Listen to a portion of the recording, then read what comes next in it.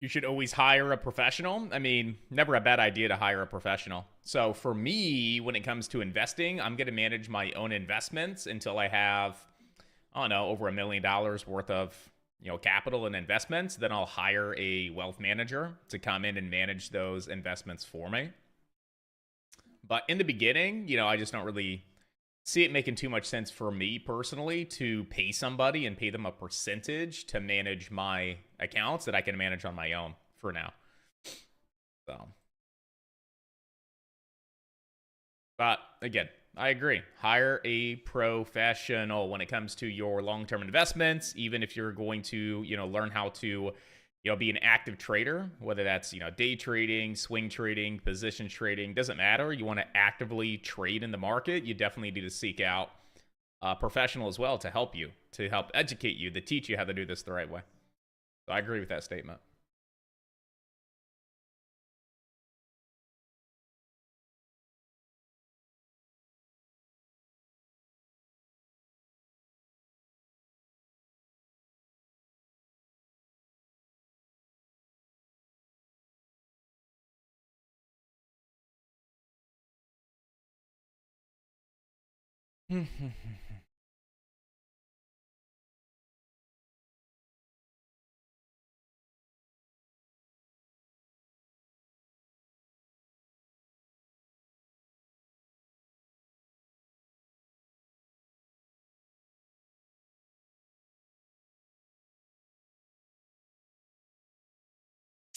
Am I thinking a pullback this week because of triple witching? I wouldn't say like, hey, I think there's going to be a pullback because we had triple witching or quad witching on Friday. But do I think we can see a pullback this week based on what we got going on this week and based on the technicals? Well, the technicals suggest that if the SPY, for example, falls below 543.16, that we could see the SPY back down into the low 540s. So like right at like 540 or the high 539s. And then if we see that zone break, then we could see it back down around like 537. So from a TA perspective, yeah, we could continue to see a little bit more downside, but again, we got to get through that, 543 zone first before we could see it down into the low 540s. Now, if we look at anything going on this week as far as like earnings or anything on the economic calendar that could be a catalyst for more of a pullback, I mean, I don't really see anything until you get to like Thursday, Friday. Thursday, you got your final GDP revision. That could be a catalyst that moves the market. And then we do have core PCE data, which is the Fed's preferred inflation gauge. So it's a very key piece of data for the market. That could be another catalyst that moves the market. Now, is that going to be a bullish catalyst or a bearish catalyst? I mean, we have no idea, but that could be the catalyst that brings in a little bit more movement, maybe more volatility to the market. But if we just go back and look at today, do we have any events or earnings that could be the catalyst for movement today? We do not. We go right into the technicals and say, hey, what do the technicals suggest right now? Well, again, it comes down to that 543 zone on the SPY. If we do not fall below that zone, I see more upside to like 547 today. So we'll have to just play it one day at a time. But to answer your question directly, just because we had triple witching or quad witching on Friday, do I think that in itself is a catalyst or a reason to see the market drop? I do not.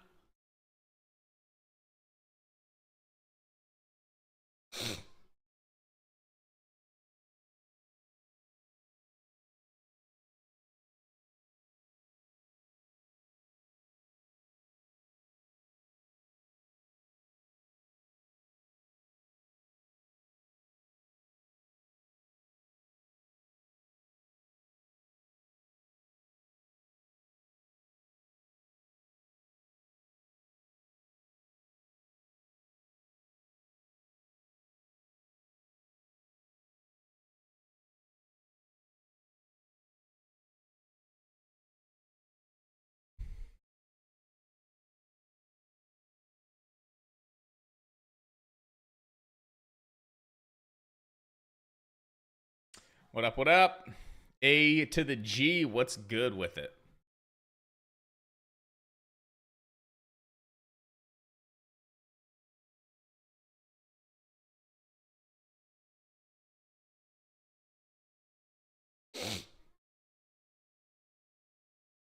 Thoughts on NVIDIA? So I looked at it today. I don't see anything that really stands out. Now, if you guys were here Friday, you would have heard my breakdown and analysis for NVIDIA for Friday's trading session for the second day of downside continuation. That's exactly what we saw with NVIDIA, was that second day of downside. On Friday, I don't really see a lot today with NVIDIA.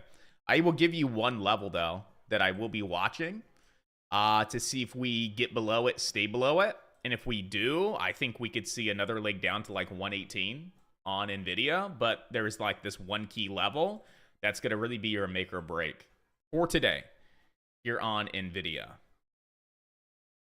All right, and that zone is between 124.07 to 124.35.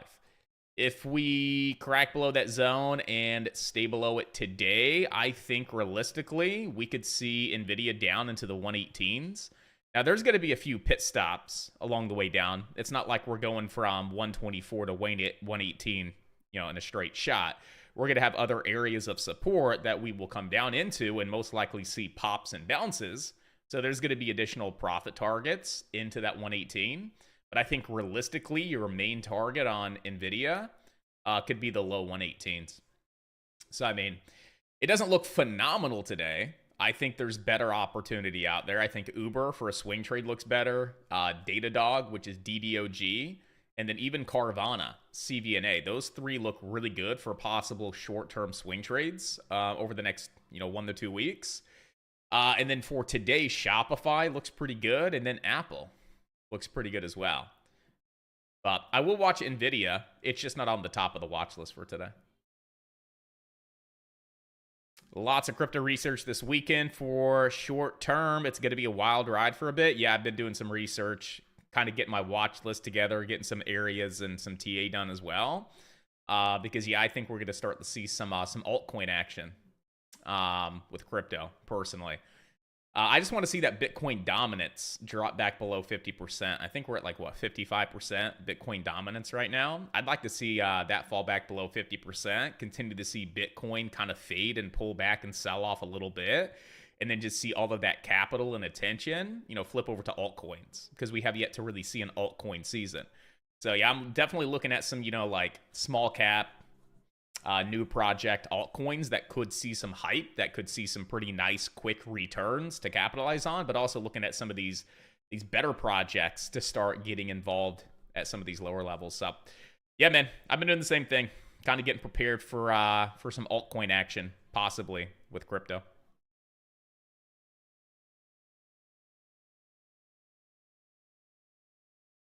I'm not a fan of the orb strategy. It's just personal preference. Just not really a strategy that I enjoy trading, because it's based on 2 intraday points, and I don't like trading off intraday points or intraday levels of support resistance. I like trading off higher time frame support resistance, supply demand. So that's the biggest reason I don't prefer the orb strategy, because all you're doing is waiting for the market to open, finding your first 15-minute or 30-minute candle, marking up the high and the low, and waiting for a breakout above that high or that low, based on 2 intraday points. And I find a lot of low probability setups trading off intraday points. All of my setups are high probability, and I trade off daily points, daily zones, daily support, daily resistance, institutional supply demand from the higher time frames, such as the daily. So that's one of the biggest reasons why I don't prefer the orb. But I mean, if you trade it correctly, it's very effective. But again, you just got to understand how to trade it effectively, what validates and what invalidates that type of trade, so you know the good ones from the bad ones. And that's just what it comes down to. I mean, if you can trade those and make money consistently, then trade it, make money consistently. I just don't see a lot of success with those types of intraday setups.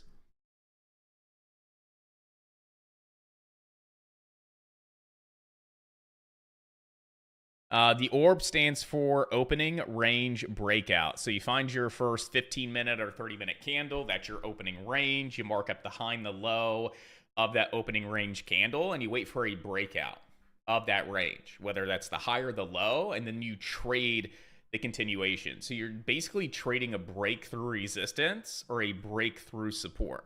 So you're trading a breakout. I don't like trading breakouts. Now, if you're going to trade the orb, okay, let it break out, but then let it come and backtest that level. That's the one thing that I teach my students is if you're going to trade the orb, which is that intraday setup based on 2 intraday data points, it's like, okay, you're trading the breakout. Don't get in right when it starts to break out because it could be a false breakout and you just get completely destroyed. Wait for it to break, gauge the strength of the break, and then play the retest of the break. That's it. Just play the retest. Or wait for the first pullback before getting long after a break. Don't chase that breakout. Wait for the first pullback. Ideally, the back test into that level as support, and then play the continuation to the upside. Just so you don't get burnt on false breakouts.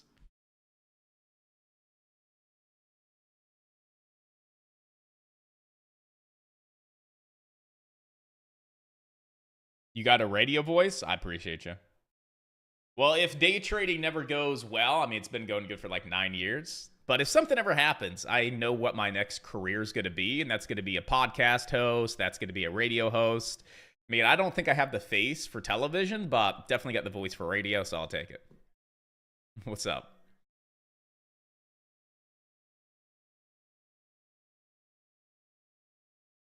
Or I'll be a rapper. Yeah, we'll do that. I'll start rapping. I can absolutely mumble. I'm one of the best mumblers ever. And yeah, this day and age, mumble rap is where it's at. Just give me a hot beat, a beat that, you know, is knee slapping, and I'll just mumble on the track. I'll be a rapper.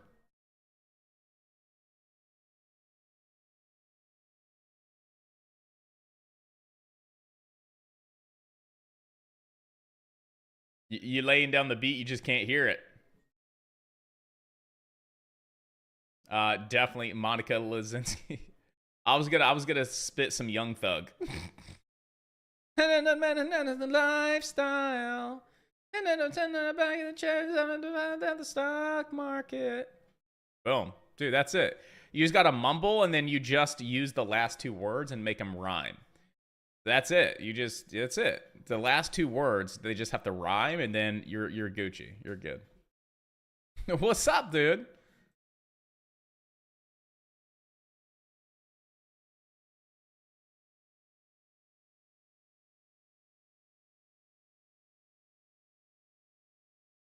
Looks like the Bears have the power at the open. I wouldn't necessarily say that. I want to see if buyers or sellers take control at market open. I could care less about what's happening in pre-market personally. Unless you have a lot of key data dropping in pre-market and you see a surge in volume that's over the average pre-market trading volume on like the SPY, okay, I'll definitely take a look at how we're moving inside a pre-market and kind of gain some clarity for intraday open. But on your typical day where there's no data and we're trading, you know, right at average volume and it's an average morning in pre-market, I don't really look at pre-market data. I could care less. So, I mean, are we starting to roll on over on pre-market on the SPY? Yes. But does that tell me that bears are in control? No, because this is just average pre-market trading. I want to see who takes control at market open when you actually see traders and investors start to really get involved. Right now, this is all just market maker price action.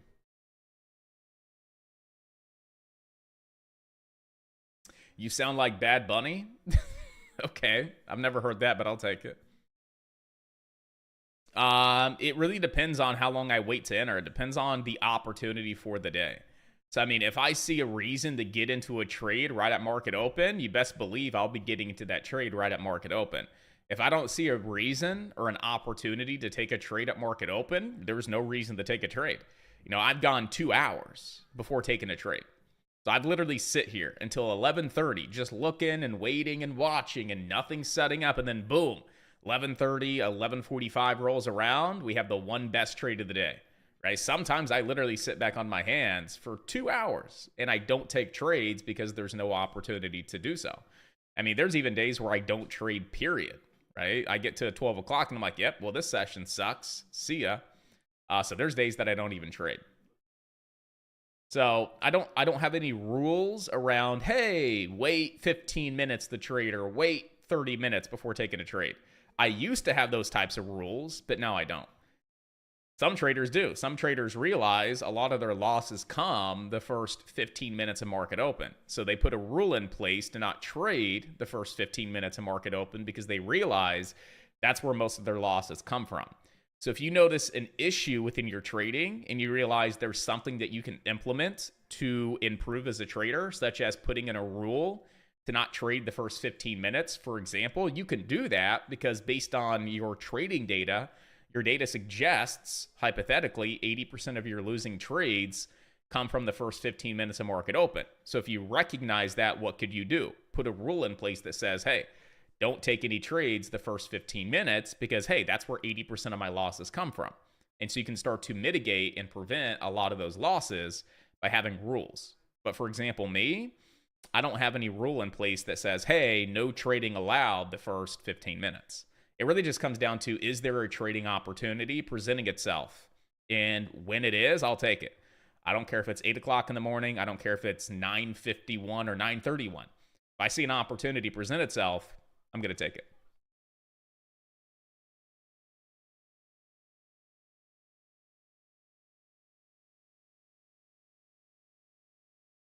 I thought Bad Bunny was like Puerto Rican or something like that. I definitely don't have a Puerto Rican accent, so I'm confused. Yeah, I've never got that before. You just got to be patient, man. Corey, capital preservation is key when trading. It is 100%. Josh has said this at least 3 reasons to enter. Yeah, always have at least 2 to 3 reasons to enter a trade. And realize like cash is a position, like when you're not trading. A lot of day traders think like, oh, in order to be a day trader, I got to be trading all day, every day. That's false. You know, cash is a position. You know, the best day traders, they don't focus on trade. They focus on capital preservation. It's like, how do I preserve my capital? But how do I leverage my capital to make more money without risking too much of my capital, preserving it? And so that's where professional traders' mindsets are. It's not on, I got to take a trade today. I'm eager to trade. It's, hey, is there an opportunity in front of me to get involved? If so, let's take advantage of it. If not, let me sit back on my hands, remain patient, and let me preserve my capital, right? Cash is a position. But 100%, man, preserve your capital. Always have as many separate reasons to take a trade as possible. That just increases the probabilities of the trade. And at the end of the day, trading is just a game of probabilities. That's all trading is. It's a game of probabilities. So your job is to find opportunity in the market that gives you the highest probability of winning. Not 100% probability, but the highest probability of winning on that trade, right? 70, 80% of the time, you could be winning. That means 20 to 30% of the time you're losing. But if you understand how to manage your risk and how to capitalize on your winners, even with 30% of losses, you're still going to be very, very profitable on the 70% of winners. So the more reasons you have to take a trade, the higher the probabilities are that that trade will work with you versus against you. And that's it. Trading's just a game of probabilities. So find as many separate reasons as possible to take a trade and make sure that the trades are the highest probability trades that you're taking. Sounds like Mike Ross. Ray, what's up, dude?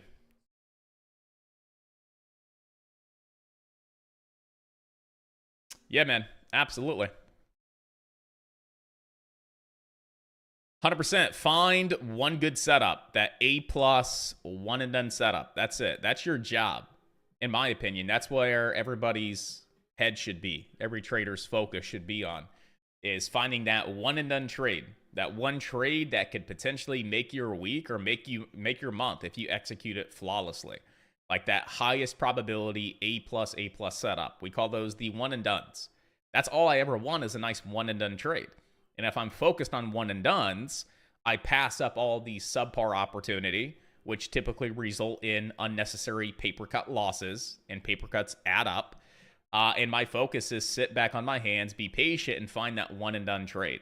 That one trade that if it exceeds my expectations and I execute it flawlessly, it has potential to make my week or my month in one single trade.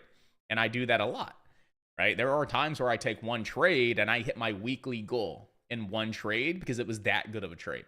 That's where my focus is. Quality over quantity.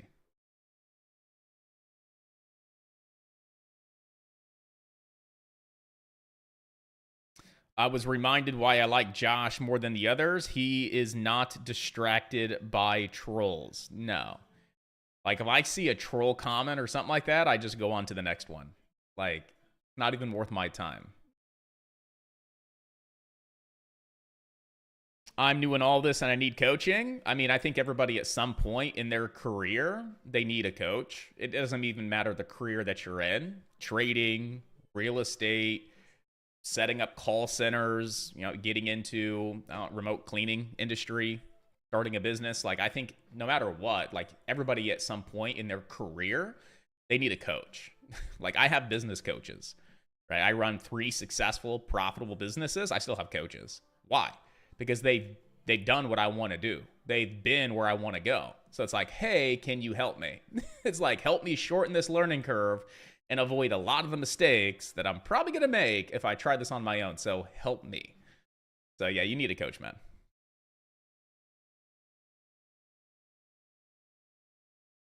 I don't know, somewhere north of 6.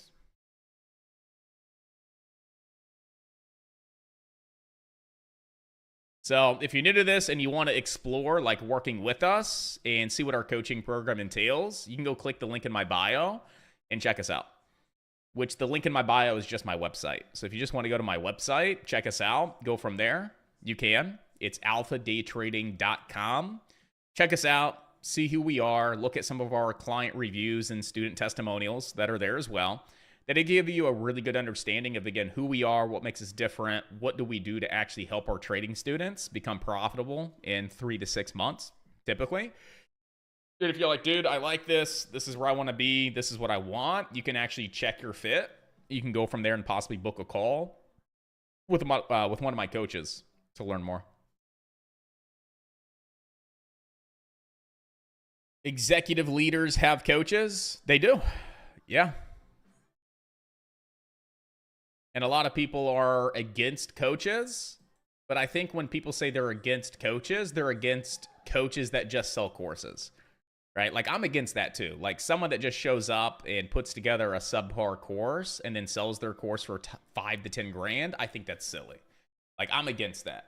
And that's what I do not do. Like, do I offer a course? Yeah, I have 18 courses that you guys get access to when you start working with me, but that's the big key thing, is you're working with me inside of this community. One-on-one sessions, daily Zoom sessions. Like, I'm going to work with you one-on-one, and I'm going to take you under my wing and help you personally, right? So I'm not a coach, I'm a mentor. But certain coaches that just slap a subpar course together and like just sell it for 5K and that's it, with no community, no support, no mentorship, I think that's silly. Like, a course is good, but you're going to need help with the implementation. And that's when a mentor comes in to actually help you implement what you've been learning. And that's what I do. You're going to come in and go through all the course material. You're going to get the education you need, right? You need the education. You're going to get that through a course. But then you're going to work with me one-on-one and my other coaches one-on-one, right? And every single day, it's like to help you implement what you've been learning. And then again, you're going to need a support network, and you're going to want to surround yourself with like-minded individuals, right? Your net worth is your net worth. So network and collaborate and surround yourself with other really professional traders, other like-minded individuals. I think it's those 3 things that really make, like, our mentorship program unique compared to anybody else. Most people just slap a course together and give it to you. Some people just slap some Discord chat room together and they just give it to you. And that's it. It's like, those things are cool, but as standalone, it's not really effective. But when you take all of those things and you pair them together and you go through them in tandem with one another, it's 10 times more effective doing it that way.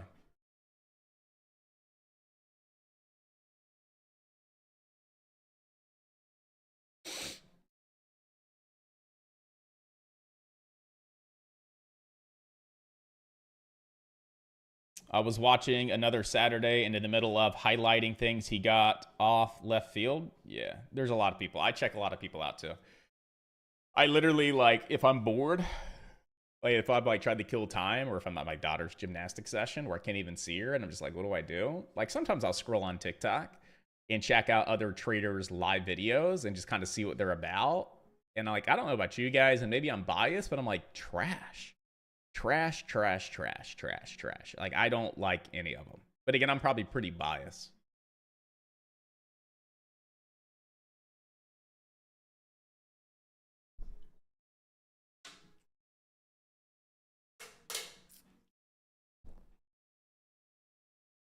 Josh being a secret, I never comment in those. I mean, there's a few of them. I'll be like, hey, man, like your content. Keep up the good work. For the people that I actually do enjoy their sessions and kind of like what they do. But 90% of the time, I just sit there and I listen, I observe, and I'm like, wow, people are actually buying into this. I feel so bad for the people that are getting ready to go pay $500 a month for this dude's Discord, and it's just I'm like, I just feel bad for people.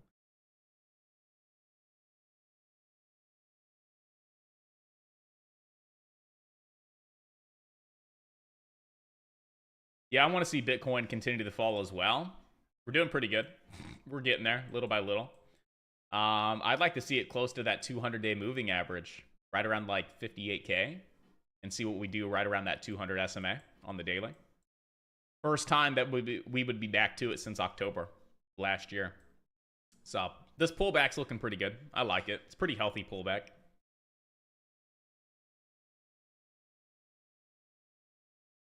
I'm not sure what Fed Waller's 3 a.m. speech entailed. I have no idea. I wasn't listening to it. I haven't gone in, looked at it, or anything like that.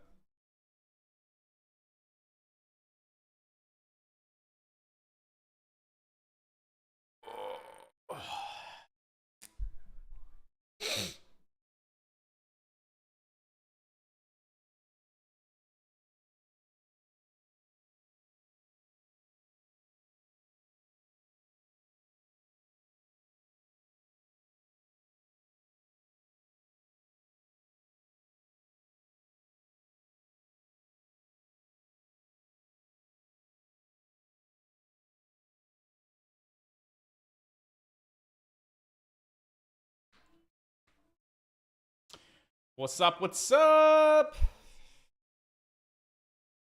Slow morning? I mean, yeah, it's a little bit slower, for sure. Definitely slow. But we'll see what we got for today. I want to end the month strong. If we can end the month profitable, let's do it. I mean, we're already profitable for the month. But when I say profitable, like let's end this week with some more profits. Let's add to the bottom line. And let's close out the month strong. That's it. We'll see what we have. We just need 1 or 2 good days and 1 or 2 really phenomenal opportunities, and we're good. But we'll see what we got for today. I really don't like trading Mondays either. I think Mondays are a good day to let the market do its thing and let Mondays kind of set the tone for the week.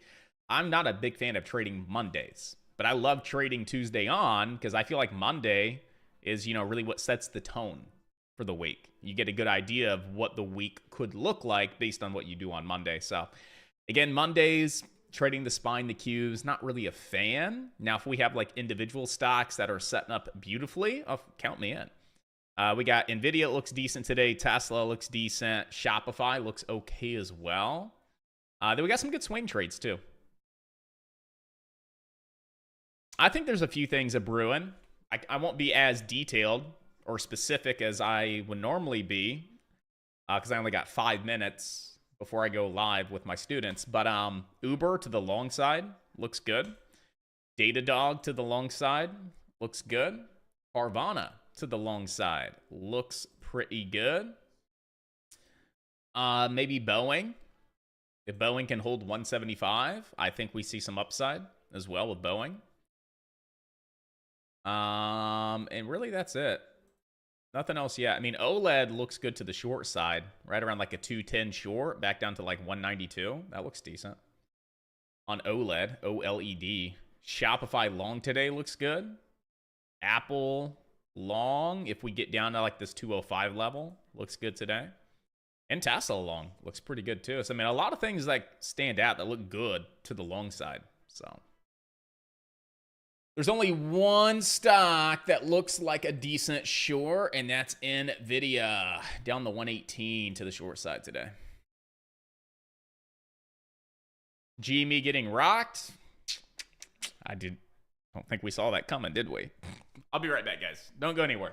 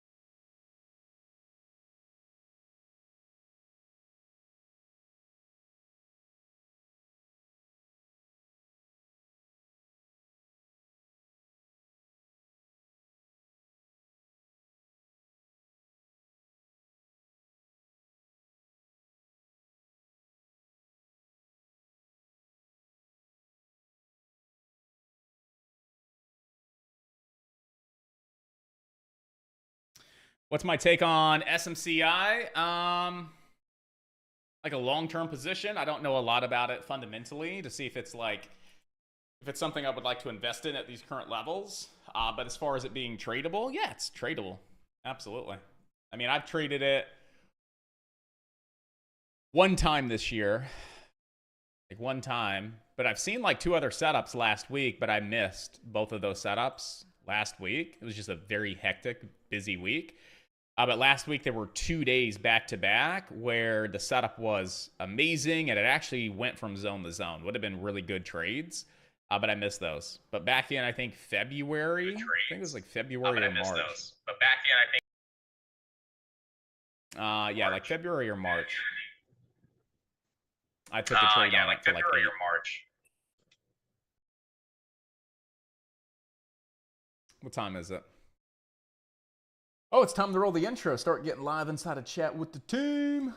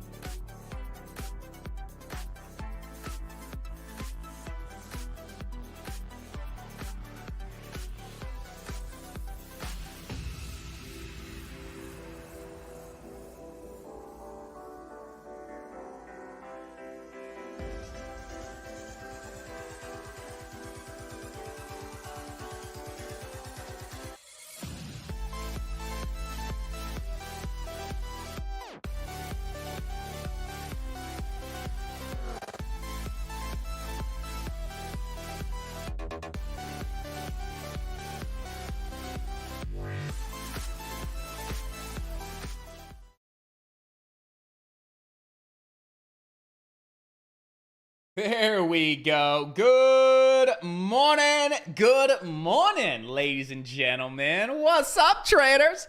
What's going on? Welcome back and happy Money Monday. I'm super excited to be here. Super excited to see all of your beautiful freaking faces and hear your beautiful voices today. All right, guys. I cannot wait to make it happen today. It's going to be a good day. We got 1 week to end the month out strong and see if we can add some profits to the bottom line. So, what's the theme of the week, guys? We know coming into the last part of the month, the theme of the week is always capital preservation. The last thing that I want to see you guys do is getting too aggressive, being too risky, and give all your monthly profits back. That's the last thing we want to do. So we always want to be thinking capital preservation. But for me, usually coming into the last week of the month, and especially the last few days, that's really where my mindset is preserve the capital, right? Add to the bottom line if I can, but at least walk away with what I've made for the month. So preserve your capital, don't give it back, but let's end this month strong, and if we can help it, we'll end the month profitable as well. But before we dive into it, ladies and gentlemen, hit me with a big ol' Alpha Day Trading good morning, and hit me with a big ol' happy money freaking Monday as well. Who do we got inside the chat today? I mean, you guys are here. We have a full house today. We got Andy, Christy, Tom, 10, Corey, Jonathan, Z3, Catherine _ the OG. What is up, Catherine? Don, Chelsea, and everybody else inside the chat. Too many names to list off all at once. But good morning, everybody. Welcome back. Happy Money Monday. We're going to dive right into it, guys. All right? We're going to dive right into it. So let's begin. As always, we start with the economic calendar to see what we have going on for today and make sure that we're mindful of everything, right? And then we're also going to go look at the earnings calendar for the week. That's one thing I haven't done, just to see if we have any big name earnings for this week coming on up. And we got a couple earnings coming on up for the week. We do have FedEx after the close tomorrow, and then we have Micron, ticker MU, earnings being released here Wednesday after the close. Then you got like Nike Thursday after the close. So it's going to be a light week on the earnings calendar, and it's also a light week here with the economic calendar as well. Looking at Monday, Tuesday, Wednesday, not a lot going on, but come Thursday and Friday, we have even more key economic data being released. Okay, so here on Thursday, we do have the final GDP number that's going to be released here this Thursday. And then Friday, we do have core PCE data being released as well. So two really important pieces of economic data being released here Thursday and Friday. But again, the first start of the week, it's not going to be too busy on the economic calendar. So take a look at today, Monday, June 24th. The only thing that we have to be mindful of today is going to be Dallas Fed Manufacturing Index data that's going to be released here at 10:30 a.m. All right. Other than that, if you look at tomorrow, you got some like medium importance data. You got like CB consumer confidence data tomorrow. You got Fed Cook and Fed Bowman speaking there in the afternoon. Come the Wednesday, you got home sales data and pretty much it. So like I said, Monday, Tuesday, Wednesday, not a lot going on, but here Thursday, Friday, that's when your most important pieces of economic data will be released. All right, so pretty much in the clear for today. Just be mindful that we do have Dallas Fed Manufacturing Index data being released here at 10:30 today. So let's go right to the SPY. Let's talk about the TA. Let's get you guys those game plans for today, the moment you guys have been waiting for. So let's discuss the SPY and let's talk about what we got going on. First key zone that I want to give you guys is going to be our line in the sand for today. We call that our LITs, the line in the sand. It is a key make or break level for the SPY today. And that zone is going to be down here between 543.16 to 543.33. That is a make or break for today. If the SPY comes down into this level, I expect one or two things to happen. Either we come down into it and we hold it as key intraday support and we look to get long as we're expecting to see a little bit more upside. Or we come down into that key line in the sand, we fall below it and stay below it today. We would expect to see a little bit more downside. So it's pretty simple stuff. I love the days where we have a line in the sand, a key make or break level. It allows me to sit back, be patient, as always, wait for the market to come to me, and then set up off that key level, knowing like, hey, I'm just trying to be on the right side of the trade. That's it. And I see a lot of great upside for today if we hold that zone, and I see a lot of great downside today if we fall below that zone. So I just want to see something set up and take place off that key zone, right? And then simply look to get involved and be on the right side of the trade. We got great upside. we have great downside. So I like the days where we're opening pretty darn close to a key significant level. And if that level is respected or invalidated, there's a lot of room to move off that level for the day. And that's the day that we have here today on the SPY. So again, your key level, make or break for today, is going to be this lower zone of support down between 543.16 to 543.33.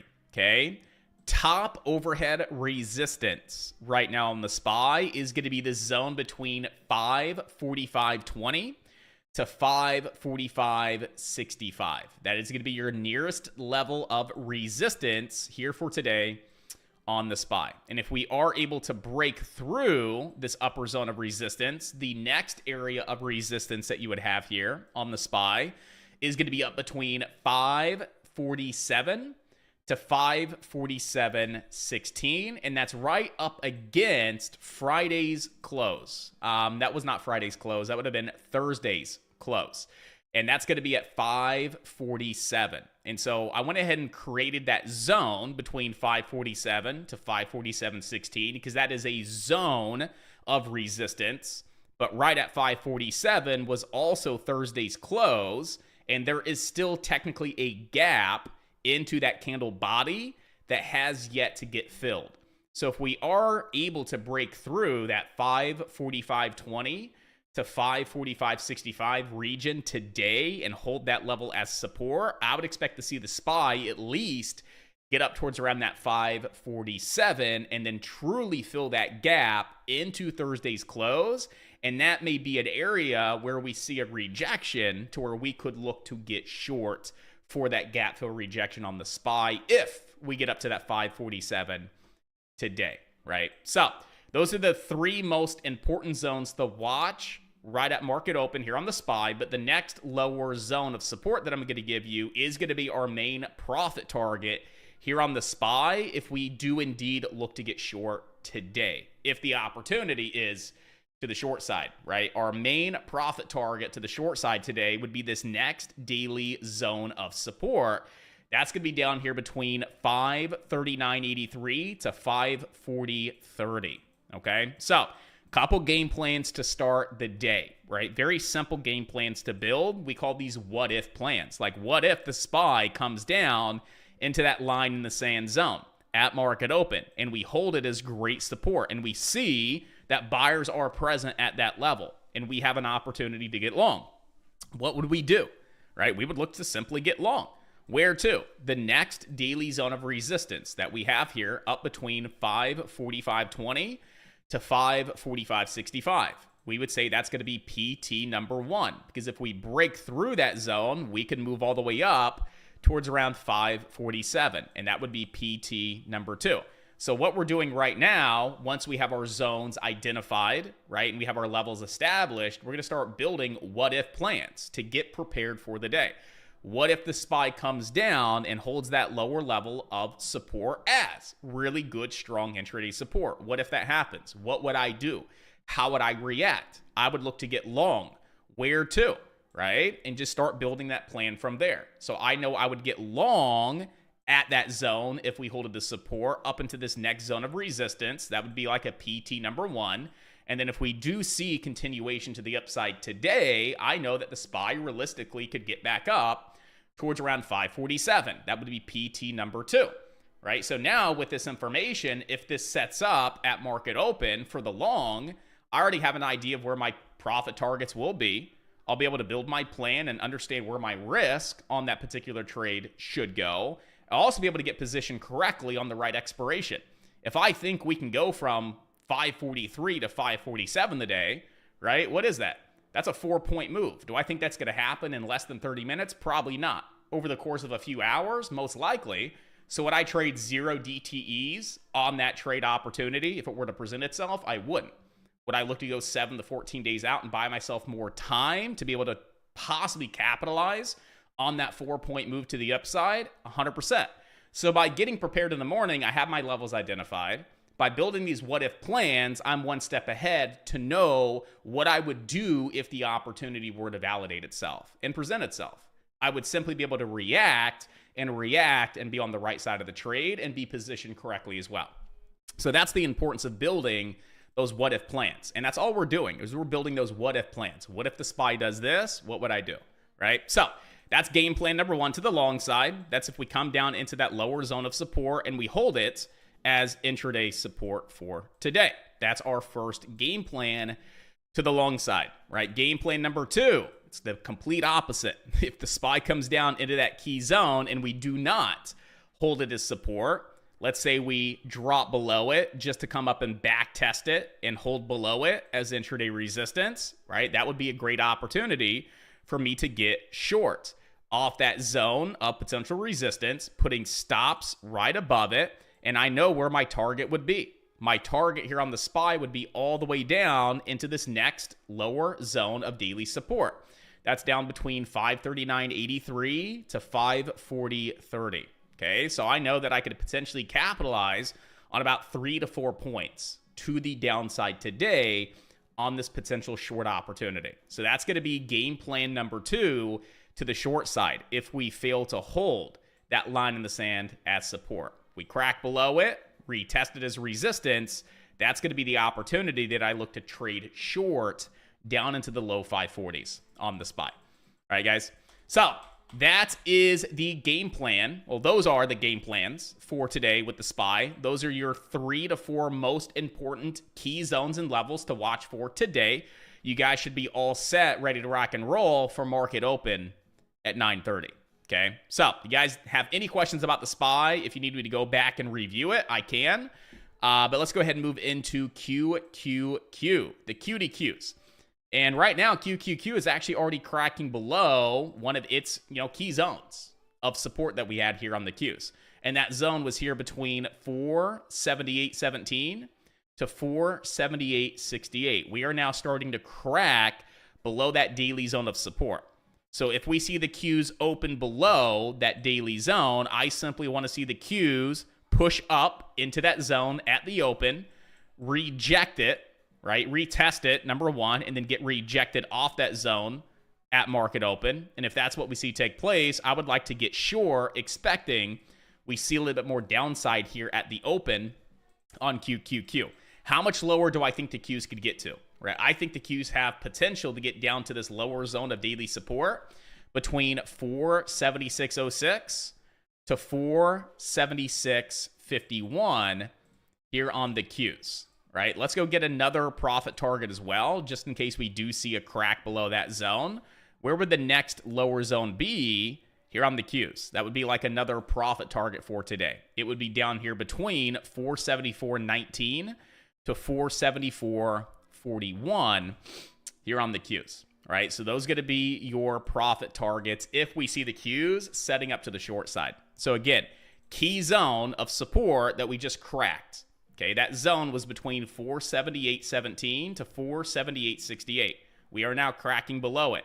If we open below that zone, push up and retest that level as intraday resistance, we simply then look to get short as we're expecting to see a possible leg down.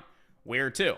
Next lower zone of support between 476.06 to 476.51. That's PT number one. And then PT number two is going to be this next lower zone of daily support. That's all the way down between 474.19 to 474.41. That's going to be your short plan today here on the Qs. Now, if we see the Qs open on up, say below this zone, but we snap back above it just to regain it with a intraday higher low today, that would be an amazing long opportunity if we were to see that type of setup here on the Qs. Right? So if we do see the Qs snapping back above that zone, regaining it as support, and we hold it as intraday support, I would be looking to get long as I would be expecting to see some upside today here on the Qs. Where to?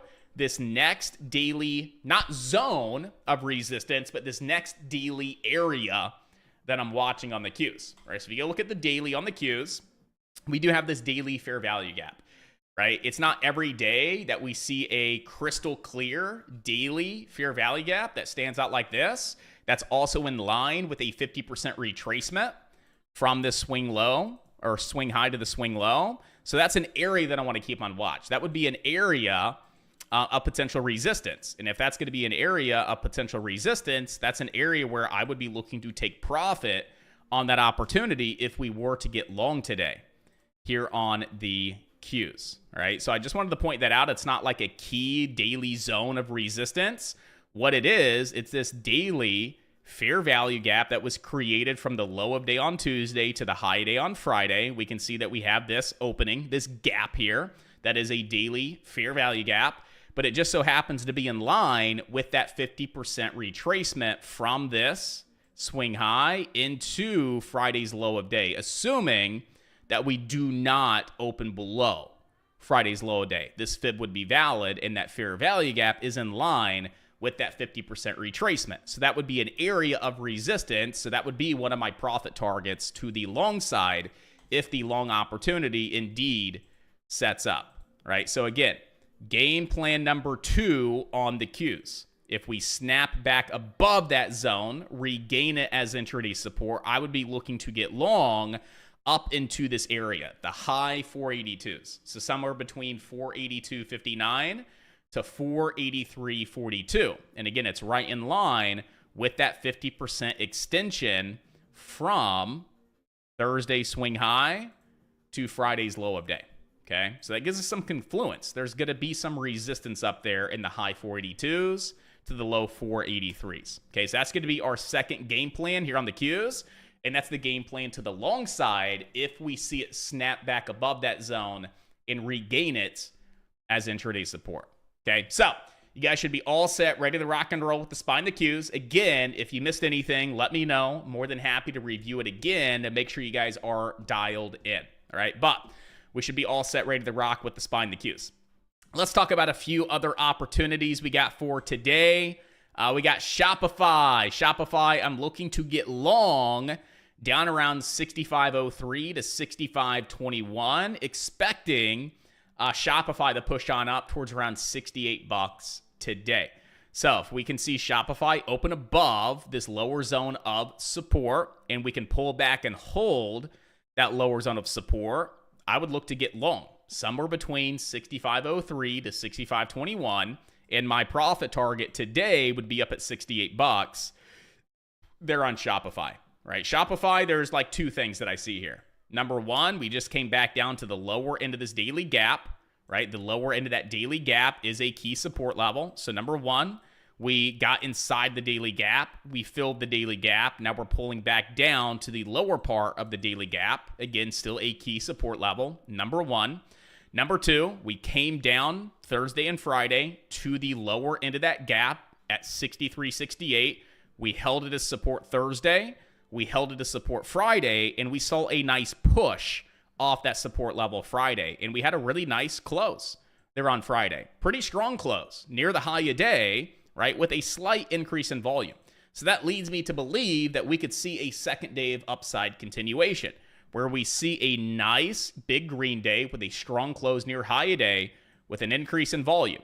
And that green day took place off of a valid key support level. So again, that leads me to believe that we can see a second day of upside continuation.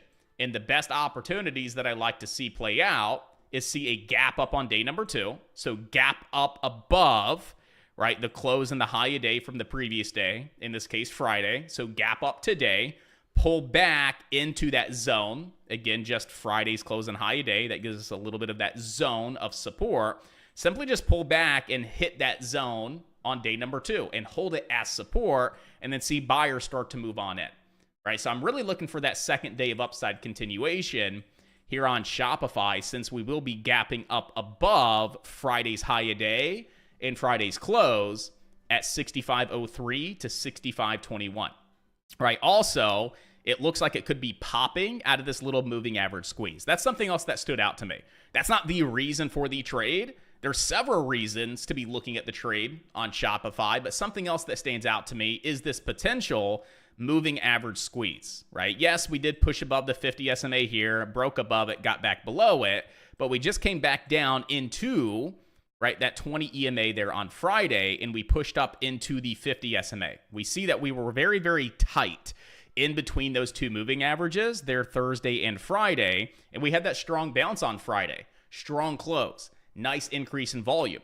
And then what are we doing today? We're going to be gapping up above Friday's close and high a day. We're also gapping up above the 50 SMA. So that could lead to a bit of a moving average squeeze as well. So there's a lot of stuff going on with Shopify. A lot that really suggests we have some good long opportunity for today. So again, with all that being said, I want you guys to understand what I see, what stands out to me on the daily, and where do I get these levels from, right? And then how do I come into my intraday timeframes and build my plans? So with all that being said, I just want to see if Shopify can pull back to this lower zone of support between 65.03 to 65.21. And as long as we hold that zone as really good support today after market open, I would be looking to get long, expecting to see Shopify make its move up towards around 68 bucks. So let's keep SHOP, ticker SHOP, on high watch today as well. And then lastly, I don't know if Apple will set up today, but it could be setting up today, maybe sometime tomorrow, Wednesday. But I definitely want to keep Apple on high watch down around 203.45 to 205.47. I know it's a pretty big zone. It's about a $2 zone of support, but I want to keep that level on watch. It's inside of this daily golden pocket. So if you look at Apple here, we have this swing low to the swing high, and we are simply starting to see a retracement. We are slowly pulling back. It's much needed to see Apple pull back after that huge move to the upside. Where are we pulling back to, right? Well, number one, I'm going to run that fib retracement here and see that we could be pulling back to that golden pocket here on the SPY. And that golden pocket also lines up with this 1 hour hiccup candle. So you see how we had this very strong initial impulsive move to the upside. Then we had this period of consolidation where we literally sat sideways and did nothing for about 4 to 5 hours. Then we saw the second leg to the upside. And so we left this 1 hour hiccup candle, and we also had this entire zone of consolidation before that next impulsive move to the upside. So we're coming back down into that zone, right? And those hiccup candles like to be respected as what? Support resistance, depending on what side of the trend they're formed on. So this is formed in the middle of an uptrend. So as we're coming back down into this hiccup candle, that's going to be a key area of support here on Apple, right? Number one. Number two, taking that fib retracement from the swing low to the swing high, right? What else is right there at that zone of upcoming support? It's going to be a golden pocket entry there on Apple, right? So again, you got a nice golden pocket retracement, right? Nice, healthy pullback so far into this nice level of support. It's definitely a key area that I want to keep on watch today and the rest of this week, and really see if there's anything else that stands out to me that validates there is an opportunity to get long here on Apple somewhere inside of this zone, expecting that we see some more upside. So again, may not set up today. We may not have those multiple reasons to take the trade, but it's definitely something I do want to keep on high watch. And so let's keep Apple on watch down around this 203.45 to 205.47 region and see what happens, see what takes place. And if there's an opportunity to get involved, let's get involved. I do see some potential for a little bit more upside, possibly this week, back up towards around like 211.31 to 211.66 on Apple. So if it does set up and we get a great entry, we put stops below the zone and we look to target that next area of resistance, I mean, that gives us a 4-to-1 risk reward here on Apple. So the risk reward's there. I think it could set up. I definitely want to keep it on high watch. All right, so keep Apple on watch today and the rest of this week as well. Again, that key lower zone of support that we want to see Apple hold above is down between 203.45 to 205.47 there on Apple. All right, so that's what we got for today. Oh, last one, NVIDIA. My bad, NVIDIA. All right, so if we open below this zone between 124.07 to 124.35 and we see a short opportunity setting up off that zone, I want to get short on NVIDIA today. We were spot on Friday. We said we wanted to see that second day of downside continuation. What did NVIDIA do?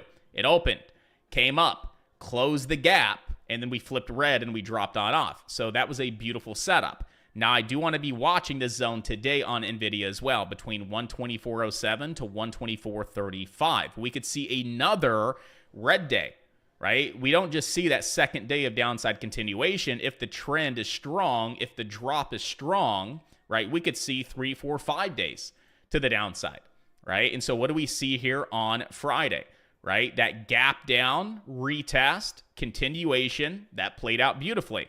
But what's something else that really stands out to me on Friday? We had another increase in volume. So we see that this move to the downside is actually gaining some strength. We have more volume moving on in. And then what else do we notice with NVIDIA? It's gapping down again today, right? We closed at 126.57 on Friday. Right now we're trading at 123.10. That is another $3.50 gap down today, below Friday's low of day. So what I would like to see is this gap down today, NVIDIA open, push up into Friday's low of day, close that gap off of Friday's lower day, all right, get rejected off that level, stay below it as intraday resistance, and if that's what we see take place, I would like to get short, expecting we could see even more downside here today, and maybe throughout the rest of this week, here on NVIDIA. Right, and my next lower target, one of my main targets, would be down between 118.34 to 118.78 there on NVIDIA. All right, so let's keep that one on high watch. Again, that main zone that we want to see NVIDIA stay below today is that zone between 124.07 to 124.35. And that's what I got for you guys today, right? Some decent opportunity here with NVIDIA. Really nice opportunity with Shopify. Possibly something setting up on Apple, even if that's not today, maybe at some point this week. I think the daily looks really nice on Apple. If it sets up properly, I think there could be some really nice upside. And then again, you guys are all set ready to rock and roll here with the SPY and here with QQQ as well. All right, got about 2 minutes till market open. If you guys have any questions, go ahead and let me know. Open those mics. If you guys missed anything, more than happy to go back through that, review that. And again, make sure you guys are dialed in for the day. But we should be all set ready to rock here. And then Trucker Ed, you were talking about RMD for a gap fill rejection at the open. I would actually see more of like a gap fill bounce, right? So here's your gap on RMD, right? Top end of the gap is 201.90. Bottom end of the gap is 184.31. That is your high a day before the gap up low of day. So that is your defined gap on RMD. Right? You actually wicked below the top end there on Friday, but you closed above it.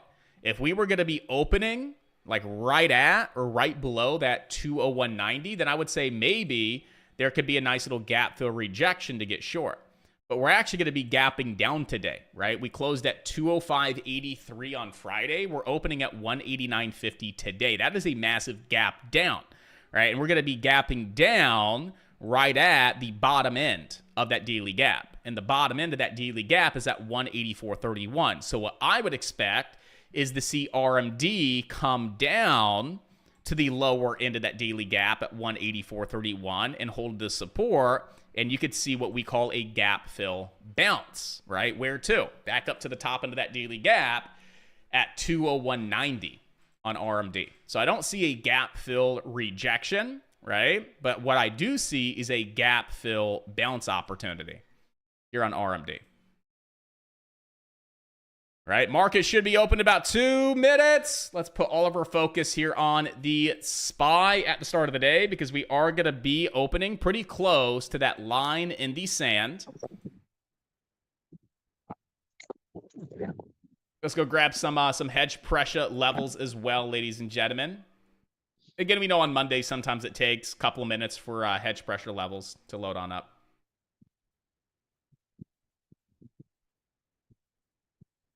Good morning. Good morning. What's up, brother? Not too much. I was happy to see I did my TA on RMD and I was within literally pennies of your levels. Pennies, man. So I'm happy to see my TA is zeroing in. Yeah, it's definitely dialed in, brother. Oh, I'm sorry, guys. What's up, man?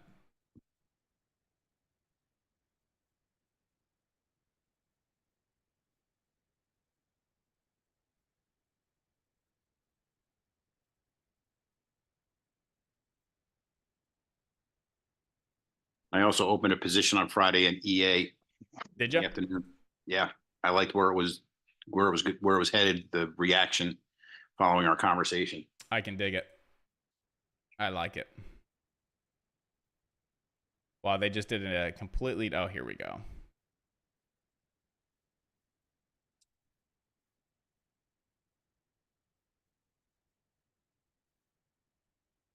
And then later, doesn't have to be right now, is maybe on Carnival, because we've looked at that in the past. We've done all right. They've got earnings tomorrow. I want to see if we're in any supply zones. On CCL? Yeah, we don't have to do it right now. Okay. It's not, because it's something I would look at later, maybe, later today as I'm watching the stock. So I would just look at stuff day trading at this point. So I'm trying to get logged in to grab those hedge pressures, but they updated their platform, it looks like. And so it's showing I don't even have a account with them, which is not correct. Interesting. Well, I don't know if I'll be able to get hedge pressures today, because anytime I click launch, it takes me to some weird... It just doesn't work. Yeah. I can't... I mean, I can log in. I'm logged in, but I can't get the app to launch. It's okay. We're good. We'll get them at some point today. Maybe.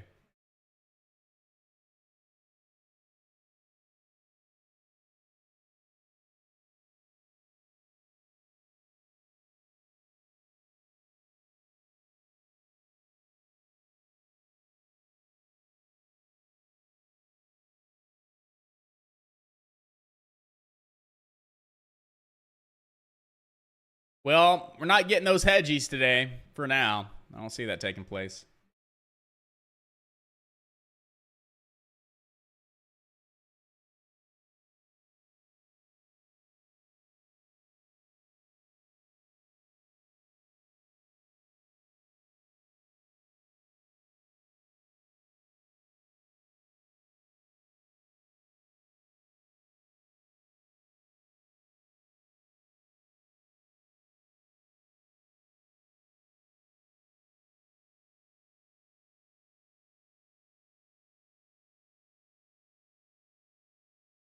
Getting all logged into my brokers, guys. Shopify's coming down to that level, so let's keep Shop on high watch here.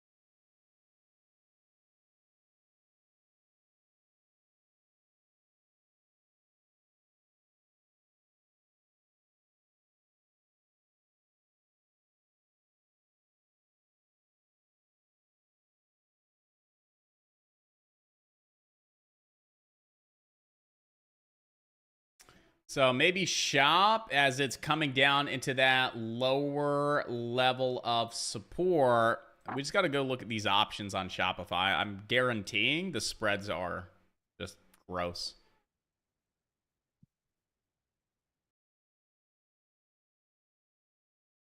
Let's go see.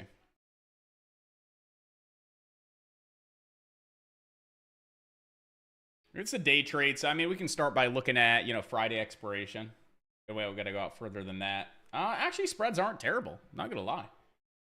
Spreads aren't really all that bad on the $66 calls. Spreads are 5%. Go take a look at the 67s. They're a little over 5%. And then the 68s, they're cheap, but those spreads are over 10%. So you have to get in with a limit on those. But if shop comes down to that 65.03 to 65.21 zone and we hold a support, I am looking to get long up to $68. And I would expect to see that play out today. So shop's the only thing that I'm really focused on right this moment. Apple still got some time to get down to that lower level.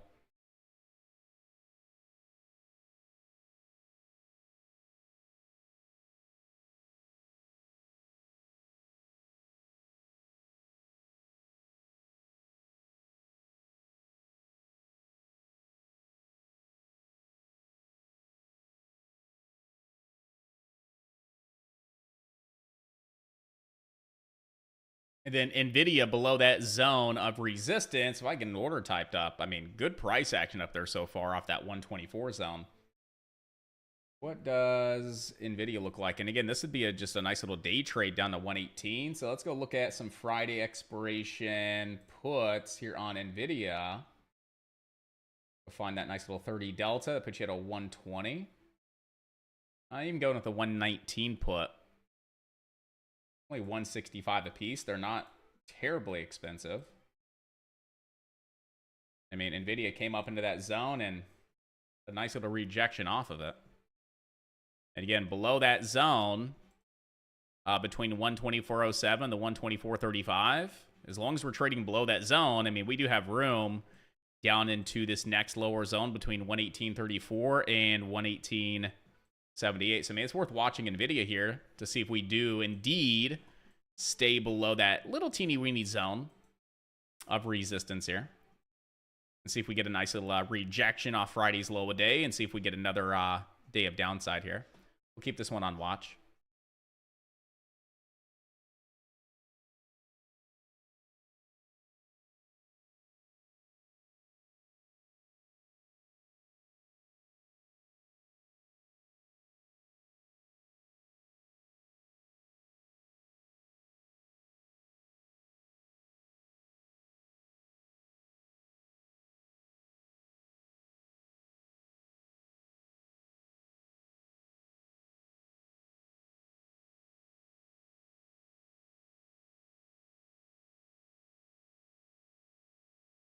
Still ain't got those hedgies. No hedgies yet.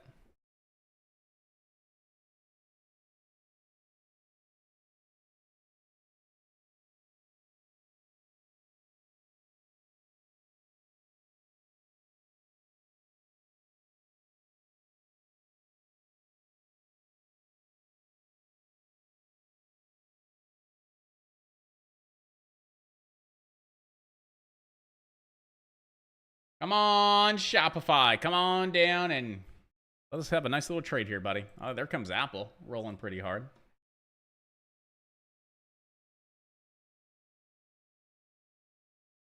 Oh, look at you, man. You're in their Discord. You got their hedgies. I love it, Scott.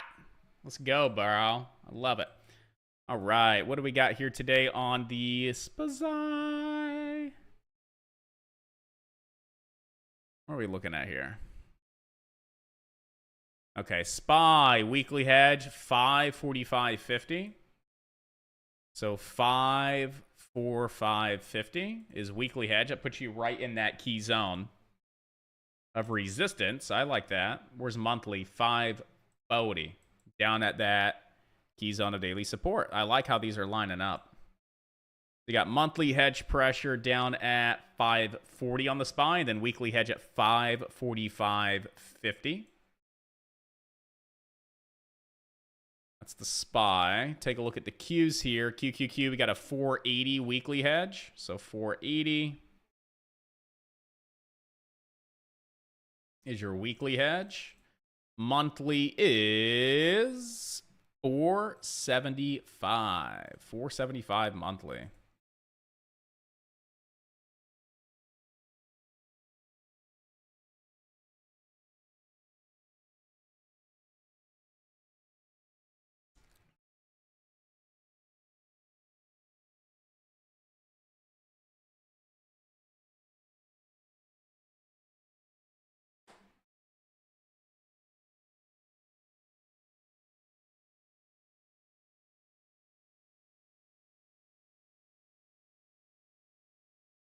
One thing to keep on watch, IBM for the gap fill.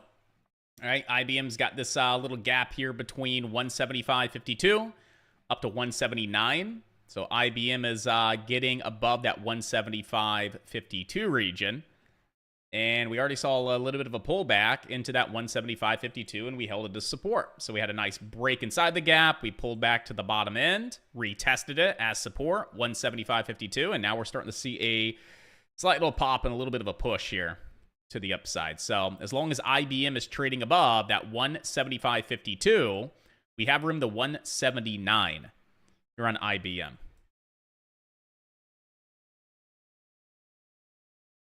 Again, as long as NVIDIA is trading below this 124.07, the 124.35, you got some room down to this zone that's a tick below 119.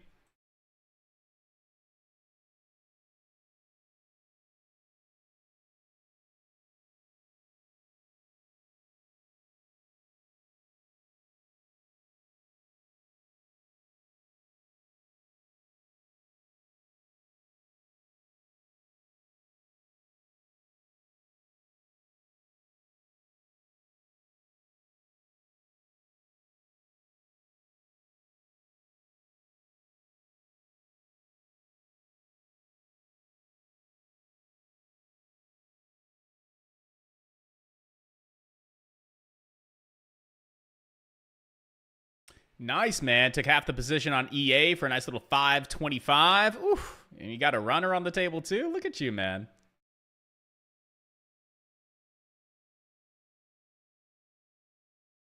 They migrated to a new server. You have to use this link. Oh, legacy. Okay, cool.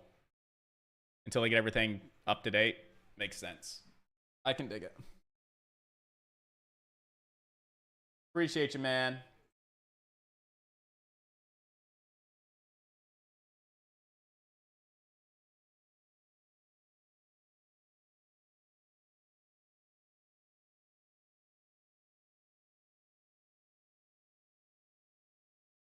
Yeah, EA's doing really nice today. Look at that.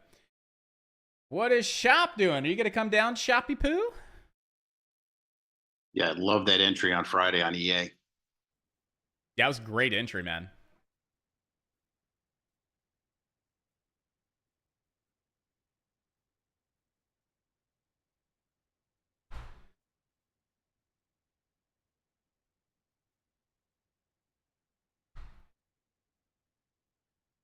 So right now, just watching NVIDIA roll, which is nice. I mean, it has room down to just right below 119. You're on NVIDIA. What's IBM up to? Definitely still trying to get that little pop on up, fill that gap up towards around 179. So IBM, definitely another great looking play. And then you got the SPY coming down to your line in the sand. Come on, SPY. Get your butt down there. Give us an opportunity here.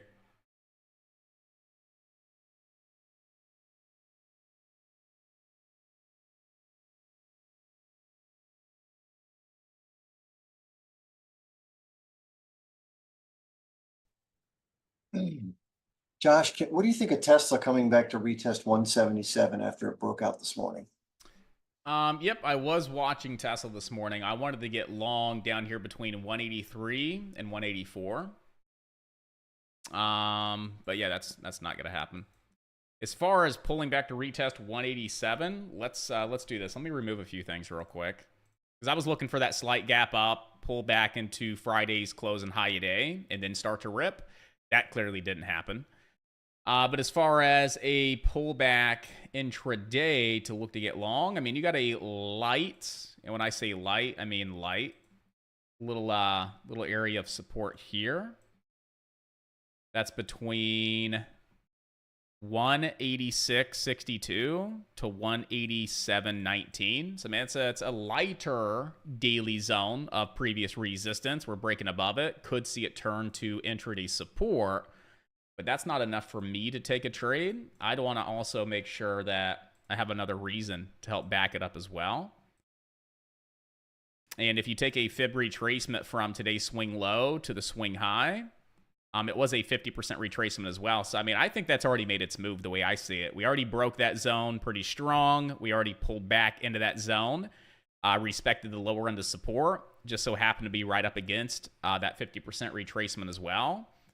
Yeah, I do like it, but I think that opportunity to take that trade long was already presenting itself like right here about 7 minutes ago. But let's keep it on watch for sure. And I like how we're building on up right now. Thank you, Josh. RMD's I mean, it looks at the good. I like bottom how of we're the building gap. on up. What's up, Tom? RMD's at the bottom of that gap. R&D? Yeah. I know, I was looking at it, so was Ed. Yeah, as long as it holds, 184.31 and you see some good price action here intraday off that 184.31, yeah, I mean, you could definitely look to play this long back up to the top end of that gap at 201.90. But I would say right at $200, psychological resistance would be a more realistic target, right at $200. Right, that's my thought. But I'm going to go back to Tesla because we also need to map out a couple overhead targets. Like we already know we have that intraday fib, just saw a nice little 50% retracement into that light level of daily support. Respected it pretty nice.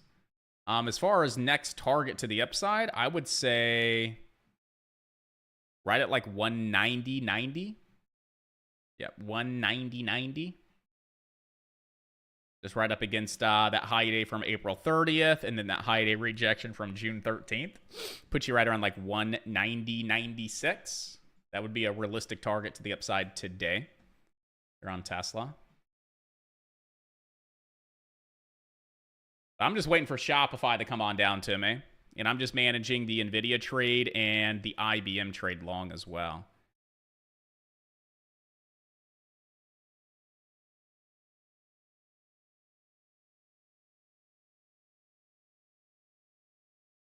Both doing pretty good.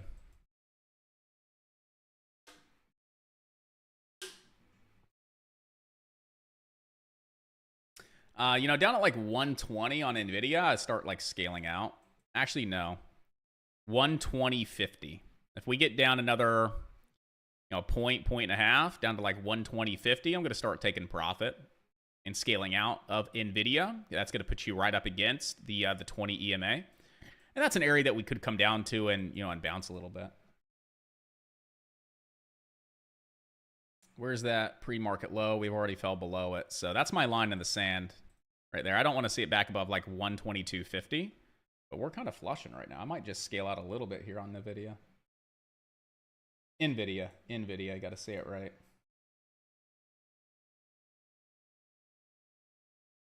Okay, we're flushing pretty nice. We're already up 50% on the trade. I got to do the right thing and at least piece a little bit of that out.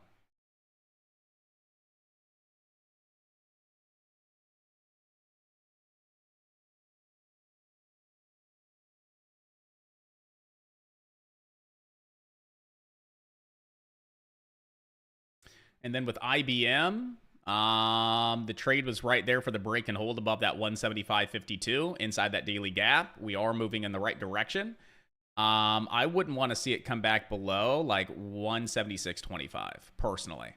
Right, you already broke, got inside the gap, you held the lower end, you found resistance intraday, you just saw a nice little 0.3 break over this intraday resistance. I wouldn't want to see it back below that previous level of resistance. Here on IBM, that's at 176.25. So that's where I'm going to trail my stop to. I was trailing a stop at break even after we saw that new high day come through. Now I'm going to bring my stop just up underneath that 176.25 region. I've already scaled about 50% of my position there on NVIDIA just into these lows. And then I have a runner all the way down into that next target here.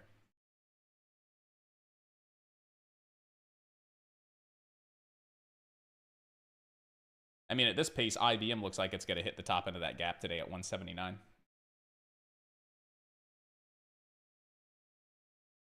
We got anything with the SPY yet? We got nothing. Anything looking good with the Qs? I mean, not really.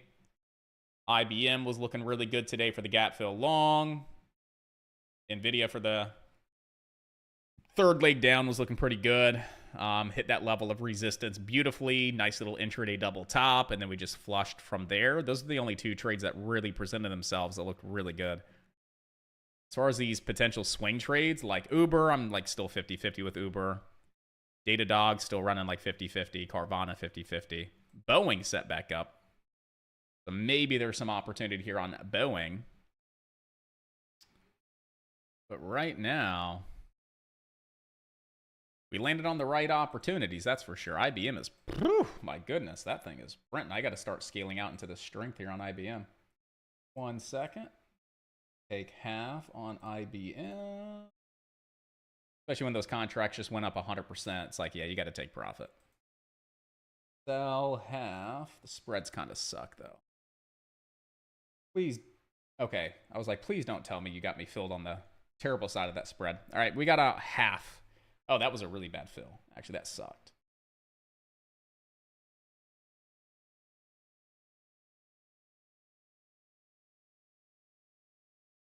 So I took half on NVIDIA of that short, and then I took half of IBM for the gap fill long, and I just got, you know, half my position as runners with stops at break even on both of those.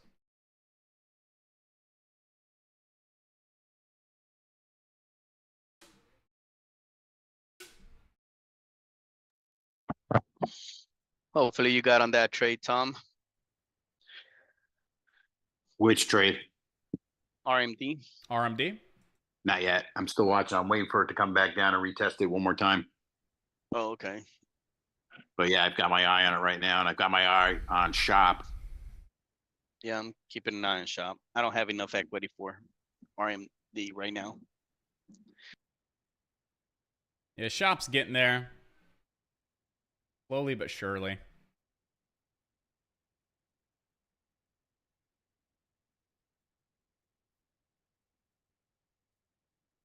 Yeah, I missed some of the other trades because I was managing my EA trade. So Yeah, both of these set up within the first couple of minutes. I just had to take advantage of them. oh, absolutely. I mean, within the first 5 minutes, IBM was setting up. Within the first 5 minutes, you know, NVIDIA was setting up too. EA was popping right from the start. So Oh, yeah, it was. I wasn't gonna not watch that and see where I can get out of Out half of the my gate, position. you know, nice, you know, what, 2-point pop? Was that 2? Something like- Almost, yeah. Close. I'd be all eyes on EA for sure. Yep. So first half I made 55%. So I mean, holding the trade for maybe 3 hours, made Yeah. 55%. Now I'm holding the balance as a runner, and then I'll start scaling out of those runners. But good job securing half your profit, though, for a nice little $500 buckarooskies. I can take it, man. I like it. Absolutely.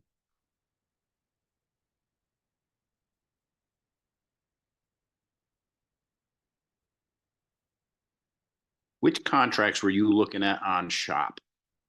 On shop Friday expirations. I think I was looking at the 66 strike. If I'm not mistaken. Let's go look again. Those had the tightest spread on the 66, and they weren't expensive. Yeah, they had the tightest spread. Friday expiration, $66 calls, and they're not expensive. Spread's about under 5%. But even if you go look at the 67s, a little bit less expensive, nice tight spread, good volume traded on those, 30 delta. Yeah, those aren't bad. No, I like them both, but I would say I can get a little bit more. I mean, no, it doesn't even matter. I mean, I would probably go with the 67s. Yeah, I mean, 65 is not a bad spread. The delta's at 56 On I'm not the on the 65s? the Friday 65. Yeah, playing them in the money. Yep. Yeah, I'm not. I mean, I like to do that at times, but even going to the 67s, you're not. Yeah, and I got a 68 target. I want to keep it as close to being at the money as possible. That's why I'm gravitating towards the 66s. Yeah. Especially for the end of the week. That's why I'll narrow and try to pick up closer to the money. Yeah. I would expect to see this thing make its way towards that 68 today. If not by end of day tomorrow, I wouldn't expect this to play out past Wednesday. It's a quick, honestly today, but if it did bleed into tomorrow, I'd say tomorrow. Yeah, spreads were a little bit tighter. I mean, it's not huge. It's 6 cents on the 65s. And you're in the money by 26 cents. I may have to close my my runner out on NVIDIA. If we see the snap back, it looks like it's snapping back above that 122.55. Right, you crack below it with force, pretty much snap back above it instantaneously. If we start to see it holding a higher low off that 122.55, I think it's going back up to my cost basis anyway. So I would just go ahead and take profit here. But gonna give it a second, see how we close on out. I mean, we're still technically below that 122.55. That's where I want to see it stay below. IBM's still doing okay, little by little.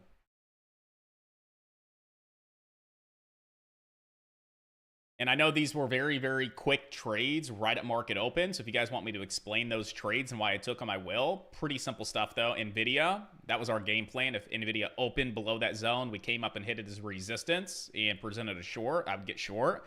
That's exactly what it did based on our game plan from this morning. We gapped down below that key zone of resistance. We came up and validated a short opportunity off that level. How did it validate? Just simply price action and price development off that zone. Validated there were more sellers than buyers present. Make me feel pretty confident to go ahead and jump on in. And then IBM, you guys know how I trade gaps. And that's all this was a simple gap fill long on IBM, where we have this recognizable gap, right? We drill down to our 1 minute time frame. We wait for a break inside the gap to pull back to the lower end, hold it as support. We get long on the back test and play it long up to the top end of the gap at 179. So nothing new, nothing crazy, pretty simple trades. We have these opportunities pretty much on a daily basis. And those were the two trades that I took here out of the gate.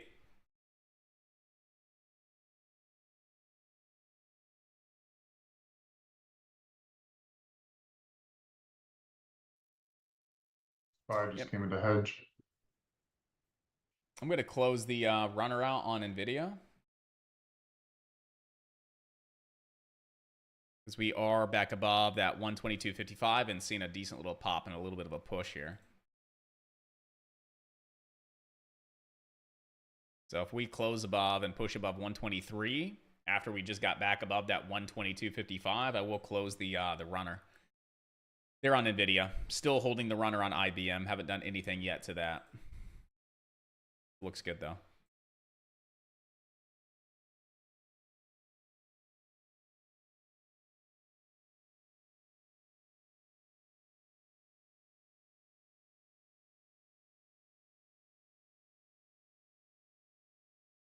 Geez, SPY just ripped.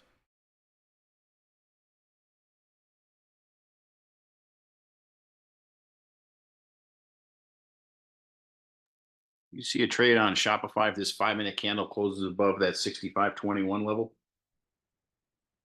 I mean, Shop's in that zone. Yeah, I Yeah. do. Absolutely. 100%.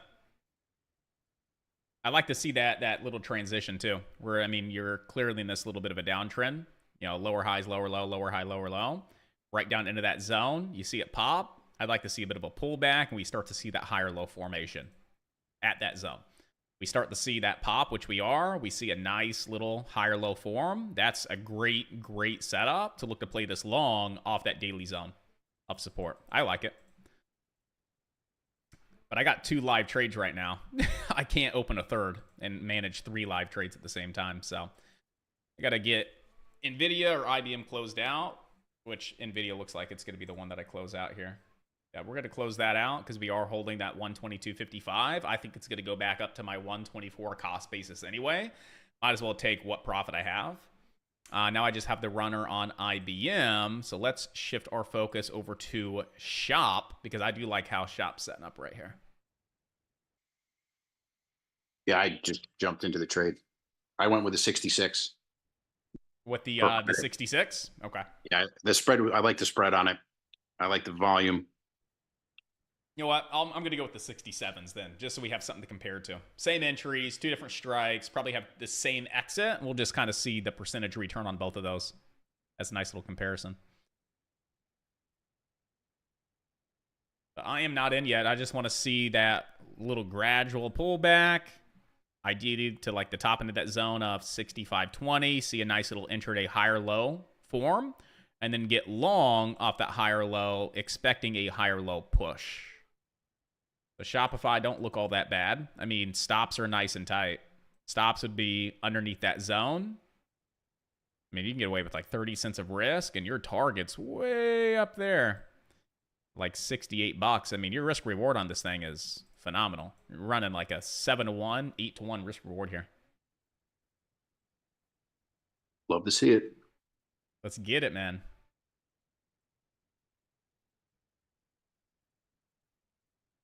Let's go focus on some SPY here. We're just getting a nice big rip and run to the upside. I just want to see a healthy pullback to hedge pressure. Number one. Number two, we had that daily zone of resistance that we just broke above. We can see it hold as support now. That's right in line with weekly hedge pressure of 545.50 here on the SPY. So we got a nice, clear, strong break above weekly hedge pressure and that daily zone of resistance. Now we just want to see a nice, healthy pullback into that zone of resistance and hold as support, and also pull back and validate weekly hedge pressure as intraday support as well. So we got a nice, clear, strong break. Now we just wait for a nice, healthy pullback to that 545.50. We see it pull back. As long as we hold above that 545.50 level, we look to play this long up to 547 here on the SPY. Can you look at shop? Absolutely. Coming on down to Shopify. All right. Do you have any specific questions around Shopify? Not really. I just wanted to clarify your zones that you were looking at. Okay. Absolutely. So the first thing that I did is I marked up this big daily gap that we have here on Shopify. So we can see that we are stuck in this big daily gap. So we actually had this candle way up here at like $76, $77 prior to this big gap down. So I mean, technically speaking, this would be your starting gap, right? It's going to be the low of day prior to the gap down, and then the gap down high of day. So this, technically speaking, would be your starting gap here on Shopify. But if I pull the top end of my gap down to, say, 68.07, I still see that that's a valid gap as well, because price has not traded here, right, in a very long time. But if my gap was up here, price had recently traded here. So I can justify bringing my gap down, right, into these daily lows where I have a much more clear zone and a much more clear gap where price has not traded in a very long time. So that's how I came up with my gap levels, right? Bringing the top end of the gap down into these candle lows, right around like $68, right? I think that's more realistic of a target than $75. So I'm looking at $68 being the top end of the gap, right? Our recent nearest gap level, and that's a more realistic target as well, and it's up against the 200-day moving average. So $68 makes a lot of sense as far as target. And then I'm going to readjust the bottom end of my gap as well, where I have multiple touch points, right? And so the bottom end of my gap is at 63.82. Now, what have we already seen take place on Shopify? Well, we already broke inside the gap here, and we already filled the gap, and we already got rejected. So trading this purely for a gap fill or a gap fill rejection, we couldn't do that. Why? Because we've already had those opportunities present themselves, and those two trades have already played out, right? The gap fill long has already played out. The gap fill rejection has already played out. So we couldn't solely take these trades based on just the gap levels, right? Because those two trades have already played on out. But the lower end of the gap and the top end of the gap are still areas of support resistance. I mean, we could continue to see Shopify sit sideways in between those two levels, right? The top end of the gap and the bottom end of the gap. So with that being said, I want to just stress that we're not taking this long for a gap fill long, because we've already seen that setup take place here. But what I see is we've already, filled the gap, got rejected, came back down to the lower end of the gap at 63.82. We held that level of as support, which was to be expected. It was also right in line with that 20 EMA as well. So not only did we come down and hold the lower end of this gap at 63.82, right? Thursday and Friday. We also came down and respected and held that 20 EMA. And so we came down Thursday, we hit the lower end of the gap and the 20 EMA as support, respected it, we held. Same with Friday. Friday, we opened right at the gap level, came down to the 20 EMA, we hit it, and then we bounced. But what stands out to me about Friday's move? Friday, we had a pretty nice day, right? We went from a low a day of 63.44 up to a high a day of 65.20. Pretty nice move. And we closed near high a day. So that was a pretty strong close because we closed near the high a day with a slight increase in volume. So when I see this type of setup where we come down to a support level and have one big green day, a strong bounce, I'm led to believe we can see a second day of continuation, right? Because this was your first big green day with a nice increase in volume. If we gap up on day number 2, I expect to see that second day move to the upside, right? See that continuation move to the upside. So what I like to do then is go to the previous green day, right? That first green day that we had that strong move and that strong close. And I simply mark up that day's high and close. They're pretty close, right? Because we close near the high day. So those two levels will be nice and tight and pretty close together. And so that gives us a zone here between 65.03 to 65.21.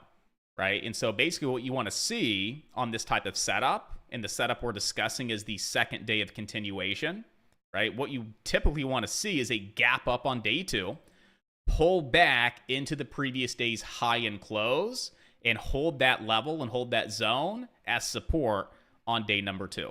And as long as you see that take place and you hold that level of support, typically what you see happen on day 2 is that daily candle will go from being red, it will flip green, and you will see it start to move on up to the upside on day number 2 because we're expecting to see some upside continuation on day 2.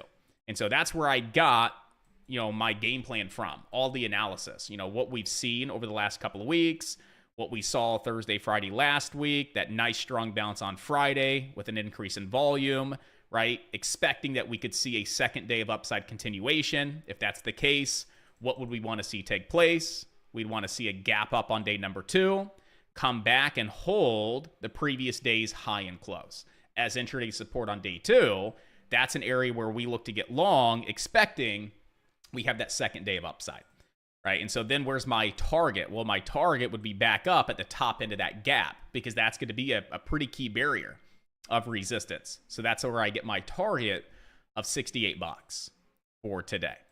So that was all my daily analysis, what I see on the daily, what my expectations are, and then again, how I'm drilling back down into my lower time frame just to really wait for the trade to validate itself. And what we were waiting for Shopify to do was come down into Friday's high and close, basically fill the gap, hold that little zone as support, and then see a nice bounce, and then see some continuation to the upside today. Where to? Our next target, which is $68.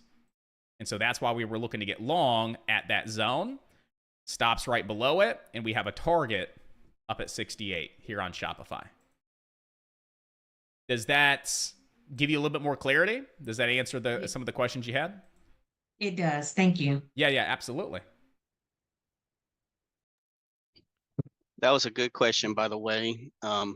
If by any chance we didn't have time to look at what you were talking about, Josh, where would we go on Market Mastery for a recap of that? For a recap of this? Yeah, absolutely. Yes. So every morning we upload the recaps from the previous day session. So if you want to go through and look at the pre-market rundown show, you can, or you can go back and watch the coaching session. I record this session right here.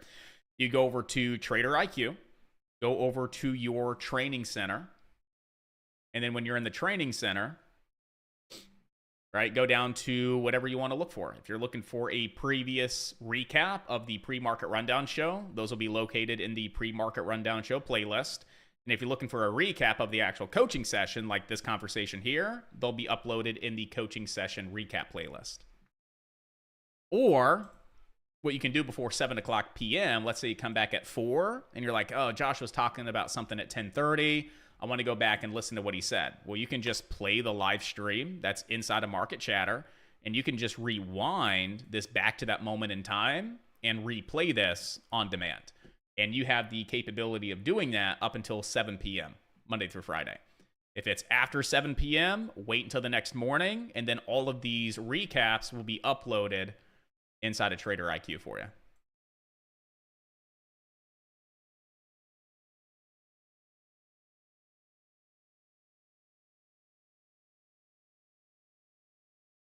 Yeah, happy with the exit on NVIDIA, and IBM still holding a runner up to that 179. Now, those were the two trades I took this morning.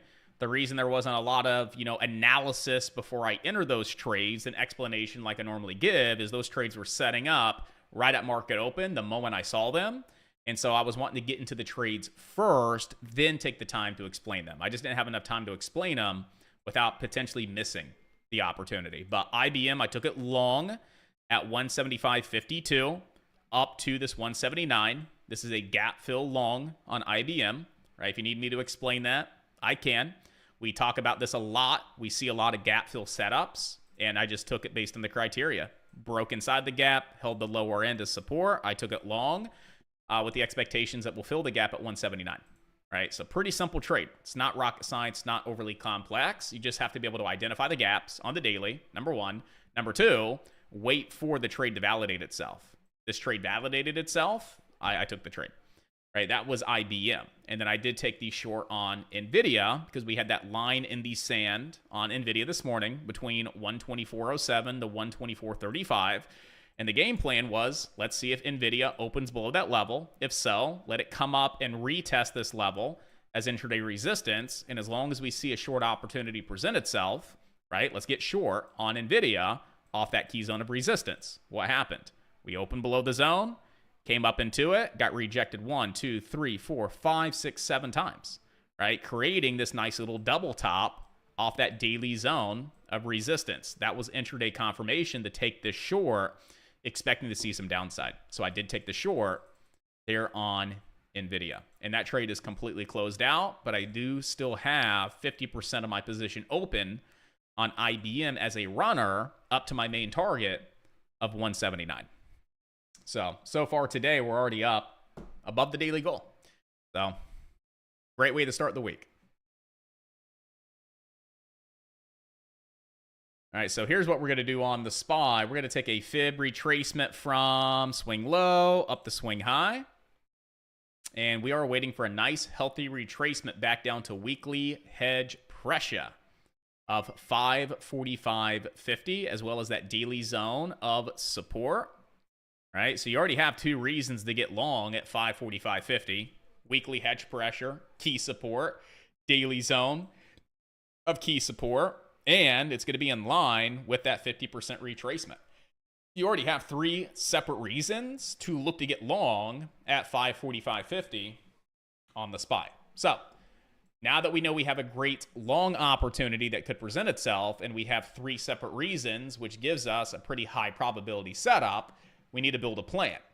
How would you guys build a plan on this? I want to get you guys involved. If you guys are still kind of like, 50-50 with plan building and preparation and using the 3 A's, like, we can take this opportunity to explain that to you to make sure you're a little bit more efficient with building plans. But if you already know how to build the plans and you're flawless, don't answer. If you're still kind of like 50-50, open the mic and just give me an idea of like, where would your entry be?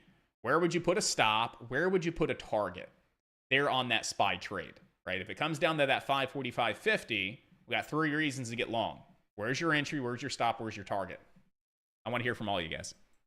Well, if it comes down to that 545.50, first we want to see if it holds as support, right? 100%. You want the trade to validate itself. So price action and a price reaction, right? That's going to help you validate the trade.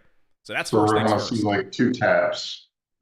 Exactly. You want to see something. It could be 2 taps, 3 taps. That could be a snapback, higher low push. You want to see something that indicates there's a reason to get long. Typically, that's how price is developing or how price is reacting off that level. So 100%, we want to make sure that the SPY obviously validates the trade in the first place. But let's assume it did validate the trade at 545.50 and you pulled the trigger. You're probably getting in somewhere around 545.50 to 545.60. Maybe that's your cost basis. Where would your stops go? And then where would you guys put a target? I mean, my first profit would be high a day. Okay. And where would you put a stop loss? 25% below my entry. Why So probably 25% below the from entry? that 545.50, I'd be like I don't know, 545.35, something like that. Why would you go 25% below your entry? Why a certain percentage? That's just how I've got it set up in my mind. Okay. To Hey, limit there's nothing wrong with limit that. losses. There's I'm nothing trying to wrong with limit that losses. at all. I used to do that a lot. Let me ask you this though. It's like, do you run into this a lot where you get into a trade and you put your stop a certain percentage below your cost basis and you see that you're getting prematurely stopped out of a trade just to watch the trade still move in your direction overall? Do you see that happen consistently? Yeah, I was when I was at like 10% or 15%, but at 25%, I haven't encountered it too frequently. Okay. Well, if that's something that works for you, I don't want to take you away from that, but I do like setting expectations. Our stop loss should always go based on the chart. So add that in as well. Like, look at the chart and ask yourself, where should my stop loss go so that I don't get prematurely stopped out? If it just so happens to be 20% of your position and it doesn't exceed that, great, but this would just be like an extra sign of confluence or an extra thing that you could see to be like, let's make sure I don't get prematurely stopped out of this trade. Yeah, I mean, if that's the logic I should be using, which makes sense to me, it would be that the bottom end of that zone of resistance or support, whatever it turns That's out to correct. Yep. And so I want to look at the chart and find as many reasons as possible to put my stop loss with the thought of I don't want to get prematurely stopped out. So it's like I don't want to put my stop loss here, right? Get in, it wicks down, stops me out, but the trade still works and the trade's still intact. I don't want to carry my stop loss too tight to get prematurely stopped out. So what I need to do is say, where should my stop go so I don't get prematurely stopped out? Well, I would put it below the 50%. I would put it below weekly hedge pressure support. I would put it below the lower end of that daily zone. And we have these two hiccup candles chilling right there, right? And that's going to be a potential area of support that falls in line with the lower end of that daily zone. So I know realistically I should put my stop maybe a couple ticks below all of that lower support at 520, or I'm sorry, at 545.20.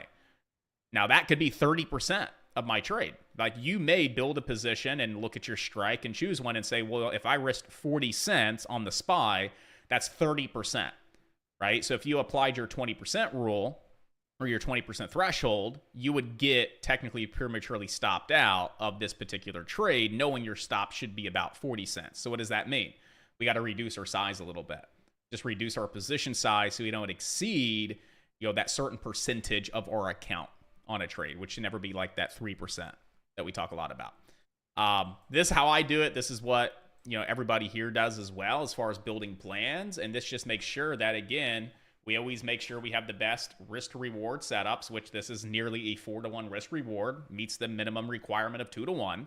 It also allows us to put our stop losses strategically on the chart to make sure we don't get prematurely stopped out. Because that's what used to happen to me a lot.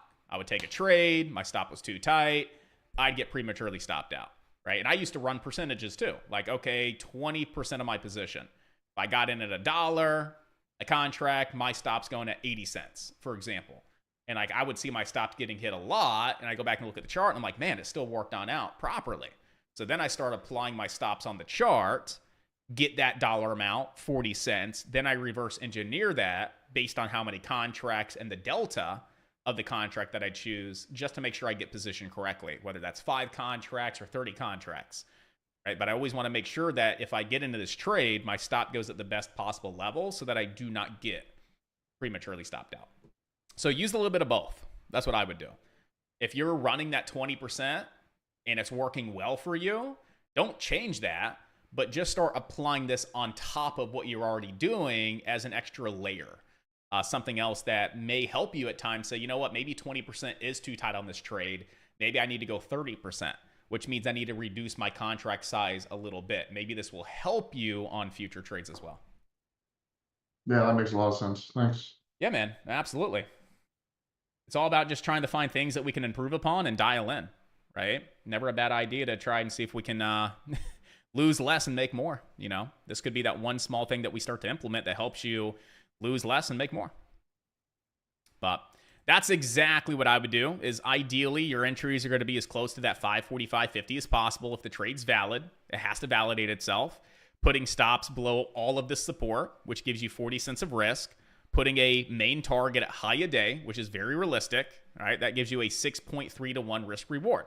That's phenomenal. If you risk $100, you can make $360. I like those odds. And we got 3 reasons to take the trade. I'm feeling pretty convicted and pretty confident to get long on the SPY if we do pull back and validate a long trade off that 545.50.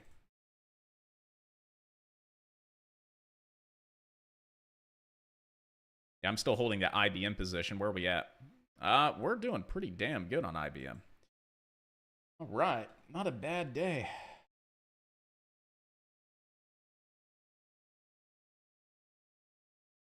We are maybe 75 cents away from target. We've capitalized on about a 3-point move on IBM. That's not bad at all. But I want to get to that 179. We get within a 50-cent threshold of 179, I'm going to start scaling out. Those contracts are already up over 100%. In the past hour, I would be silly to not take my 100%.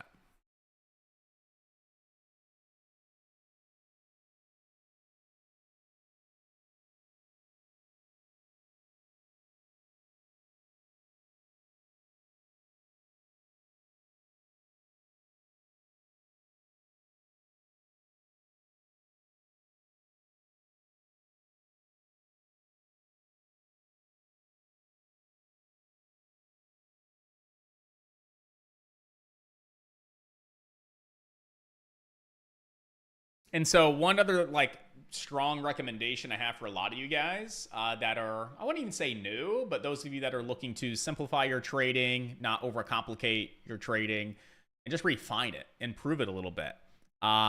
Anytime we take trades, right, take screenshots of the trades that we take and put them in folders on your computer. So it's like, okay, Josh took this IBM long for a gap fill long. Great. Go to the daily, mark up your gap.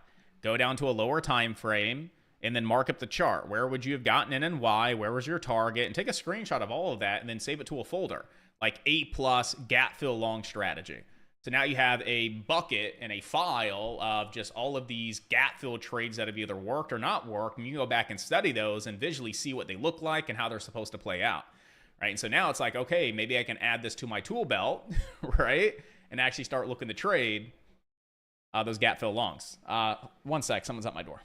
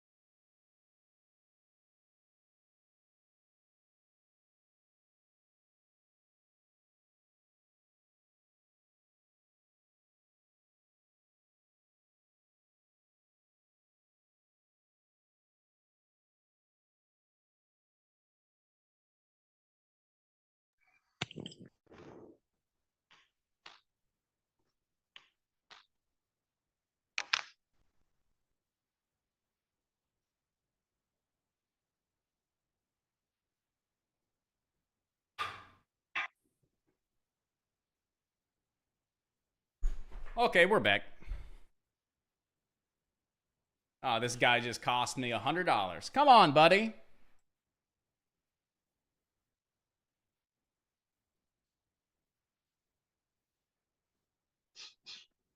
How is everybody doing today? It's quite quiet. Only got a couple people talking today. Y'all still asleep?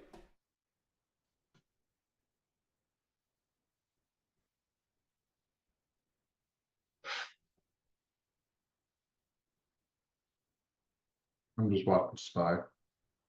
Being quiet and staring at the screen. It came down to that zone pretty quick. You had a decent little reaction down there.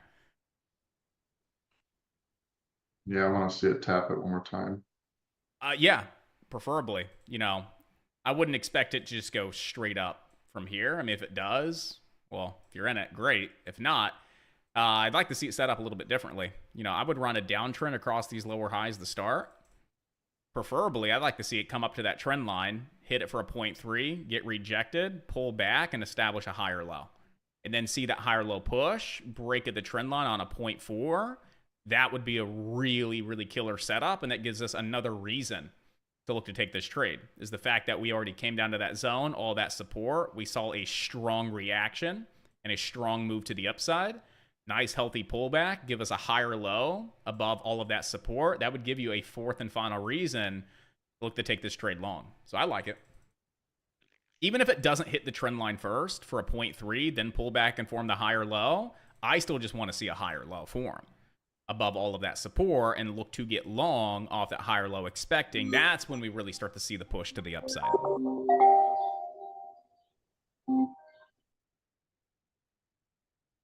I like it. I think there's opportunity there. I already closed out IBM and NVIDIA, so both of those trades are closed out. Where is Shop at? I mean, I did like Shop, yeah, but I don't think it's, oof, not now. Nope. Came down, had a nice little pop, and then just right through that entire zone. So yeah, now that I come back and look at it, do I still like Shop? No. Really, unless we snap back above that level, regain it as support, then we could see the push. But if we see a retest off that level as resistance, that would lead me to believe we got a little bit more room to the downside, and I wouldn't want to be in that trade.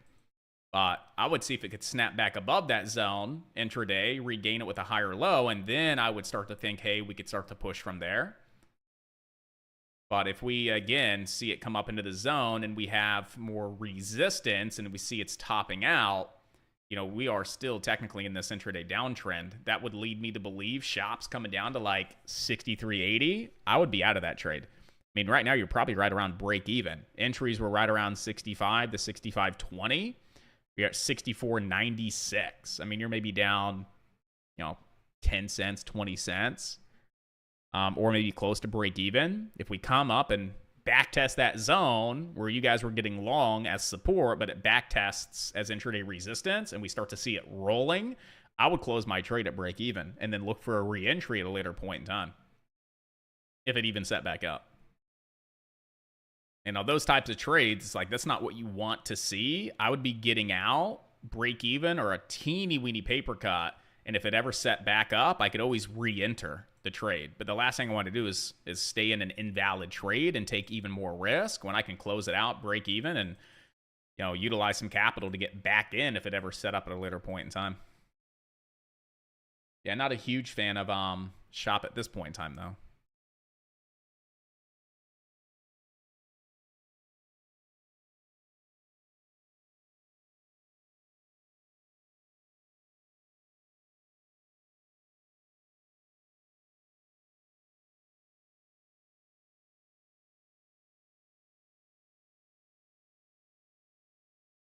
All right, Spy, give us some kind of slight pullback, a little bit of a higher low formation, and then we can look to get long for the next leg on up. And this is a simple higher low break of the downtrend on a 0.4. Right, that's the strategy. It is what it is. I have some kind of funky names for my setups, but it's really simple. We're looking for a 0.3 rejection off this downtrend. Right, here's point number 1. This is point number 2. This is point number 3. Okay, all we're looking for is a 0.3 rejection, a nice healthy pullback, and form a higher low above this low here. We just want to see it form a higher low, see that within the price action and how we're developing. Like, yep, that's a higher low. We're starting to see it find a bottom, and we're starting to curl to the upside. We would want to be getting long off that higher low, expecting that we see a higher low push, and then we also break that downtrend on a 0.4, and that typically leads to some nice action to the upside. And then I like these as well, is because we know where our entry is going to be off the higher low. We know the put stops under the previous swing low, and we know where our target's going to be, which is that previous swing high. In this case, high a day.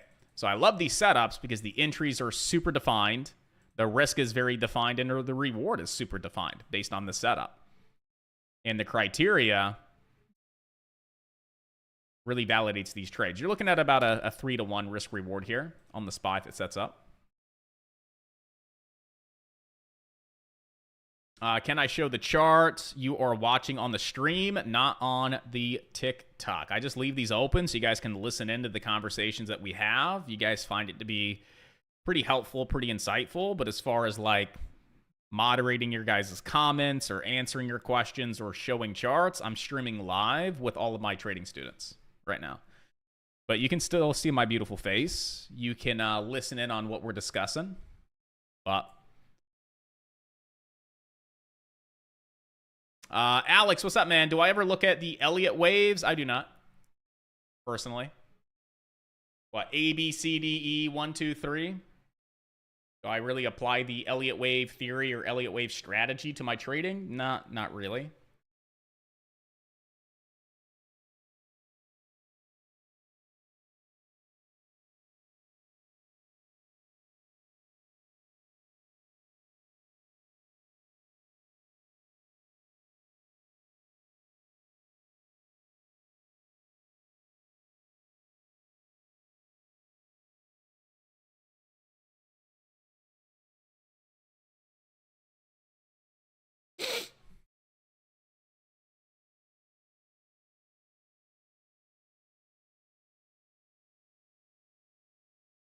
Come on, SPY. Just pull back. Give us a little higher low. That's all we want to see.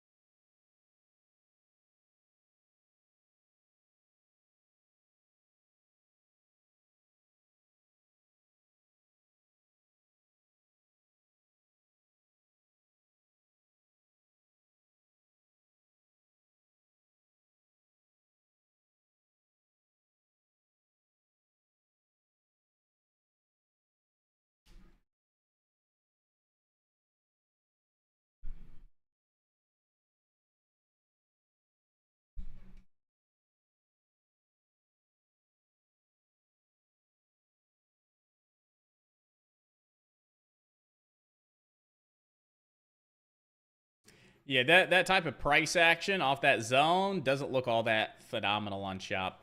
I don't really like that.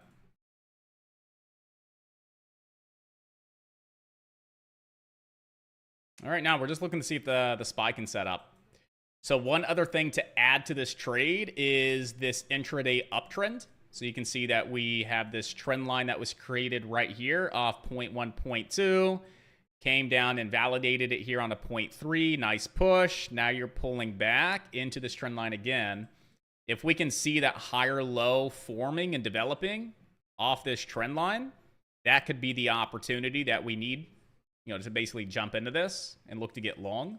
Because again, all we're looking for is a nice little higher low above all this support to get long for the next leg on up. And that trend line could be exactly where we put in that higher low, because this uptrend is support and it's in line with our trade plan as well.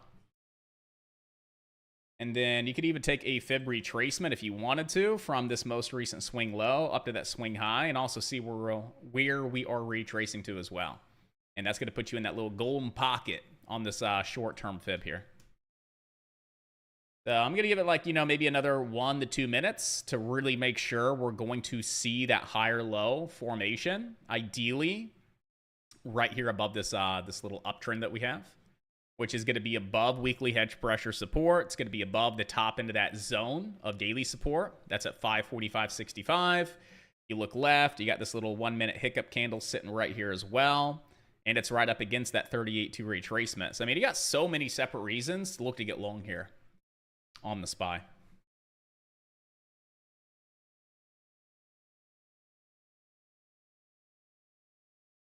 But again, price action needs to validate the trade. So I want to see what this candle does here and see how this candle reacts. And on this trade, it would be a day trade, so 0 DTEs, and we'd go with a 546. Yeah, 546 for today. Those are dirt cheap. Playing 30 cents out of the money. 546s are only 70 cents a piece. Those are cheap.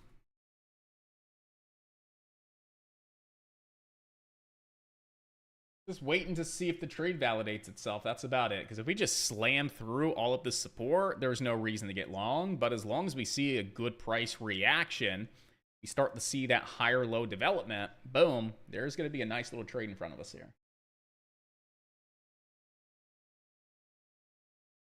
And looking at the 546 calls, if it sets up. Right now, we are starting to pierce that trend line a little bit, but that was just something else that we were adding to see like where that higher low could form, but the trend line isn't, going to make or break the setup. It would have been nice to see the higher low off the trend line, but that's not going to make or break the setup. Again, as long as we hold a higher low above all of this support, that's all we really want to see is that formation and that development of a higher low above all of the support. Right now, we're not really seeing anything that stands out that suggests let's get long. Right now, we're just hands off.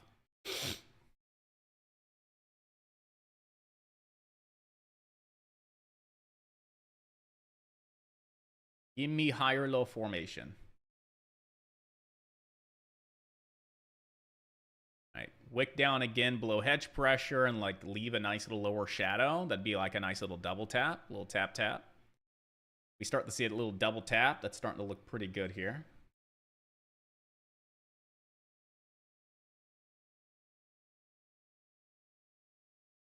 And so far, price action looks decent.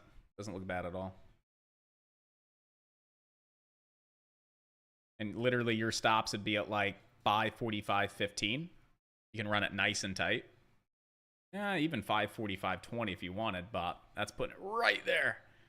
But when does this trade become invalid? It becomes invalid if we put in a lower low. We're looking for that nice little higher low push, right? So we have to form the higher low. So at what point does this trade become invalid if we put in a lower low? So that's below 545.25. So I mean, we close at 545.20. That trade's invalid. About 20 cents of risk. But I want to see a little bit better price action here. What's that 5 minute look like? Close below hedge. I was just watching the 5 minute on that. Close below. Unless we snap back above hedge and regain it on the 1 minute with a slightly higher low, I mean, that's still looking okay. Because maybe we closed below it here, opened below it on the 5, and then ripped. So as long as the 1 minute looks good above hedge, I mean, I'm starting to like this a little bit.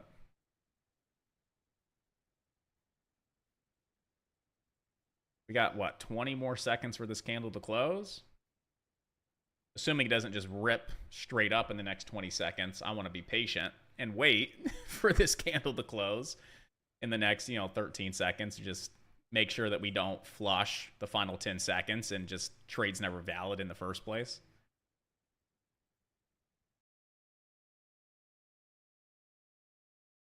Yeah, 1 minute's below it as well. Oh no, it doesn't make me 50-50. It just makes me a little bit more cautious to just jump right in. I mean, here, yeah, we closed below it on the 1 minute, but the next 1 minute candle, we pushed right above it. Here, we've been below at 1-2. This is the third candle that we're just, testing it as resistance. I want to see it, definitely get back above and close back above that 545.50.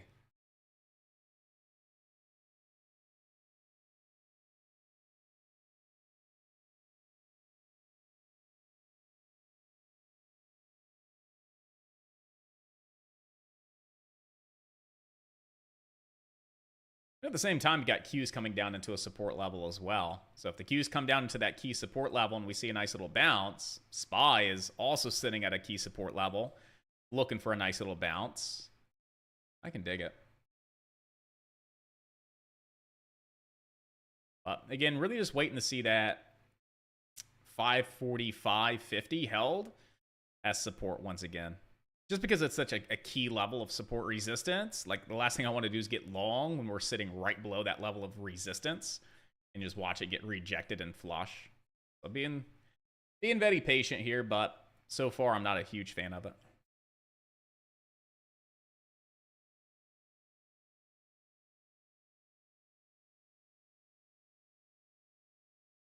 Price actions, subpar. Price action isn't really helping us validate a trade here.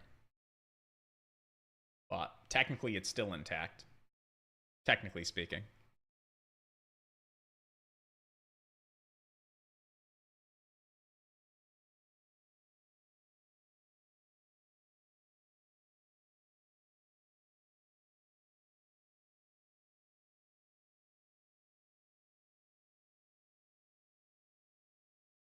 Yeah, I mean, right now I'm hands off.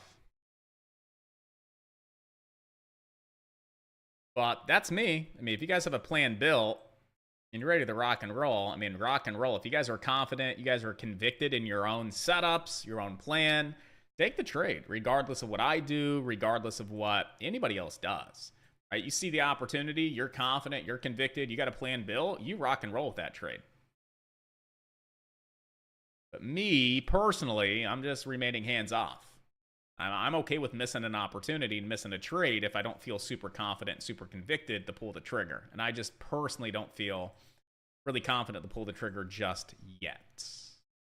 I'm just watching it.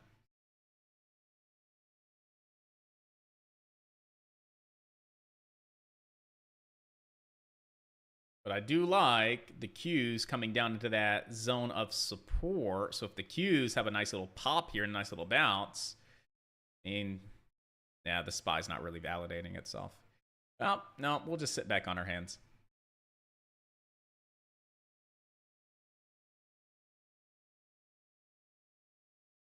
No trade.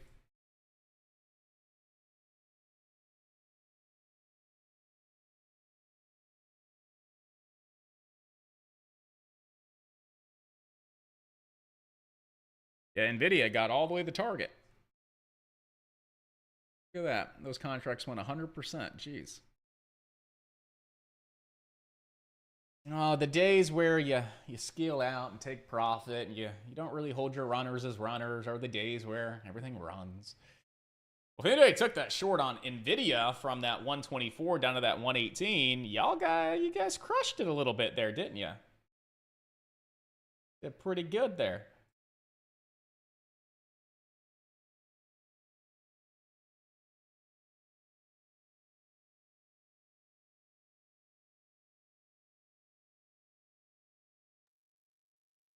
Number of good movers today. Can't capitalize on all of them. No, you cannot. IBM was good. NVIDIA was good. Shopify, it happens. Not every trade's going to be an awesome trade.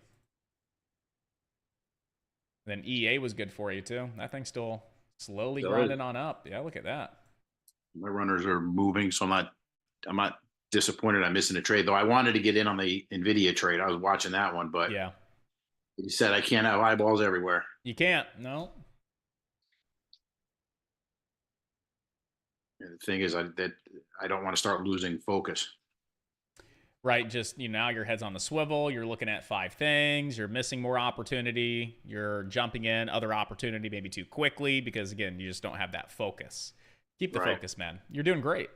Like, That's it. yeah, there's a couple day trades we missed, but you're managing a killer swing trade that's absolutely printing right now. There are days that happens to me too. It's like I have some swing trades on the table that I just literally manage throughout the day, and I miss all the day trade opportunity because I just want to focus. Right. So, good stuff. All right, let's call on some people here. Let's see. Who have I not called on in a while? I'm going to get you guys going. Unless we have any takers. Let's do that first. I don't want to put anybody on the spot. No one likes when I put you guys on the spot. But I want to hear from you guys. Check in. How are things going? How you guys doing? Where are you at right now in your journey? Are you facing any bottlenecks or any kind of resistance that I can help you overcome and push through today? And at least, have some good momentum for this week. Get me involved, guys. Like, we should always have some kind of question. If it's not trading related and it's, I don't know, mindset related, which is trading related, again, ask those questions, guys. That's what we're here for.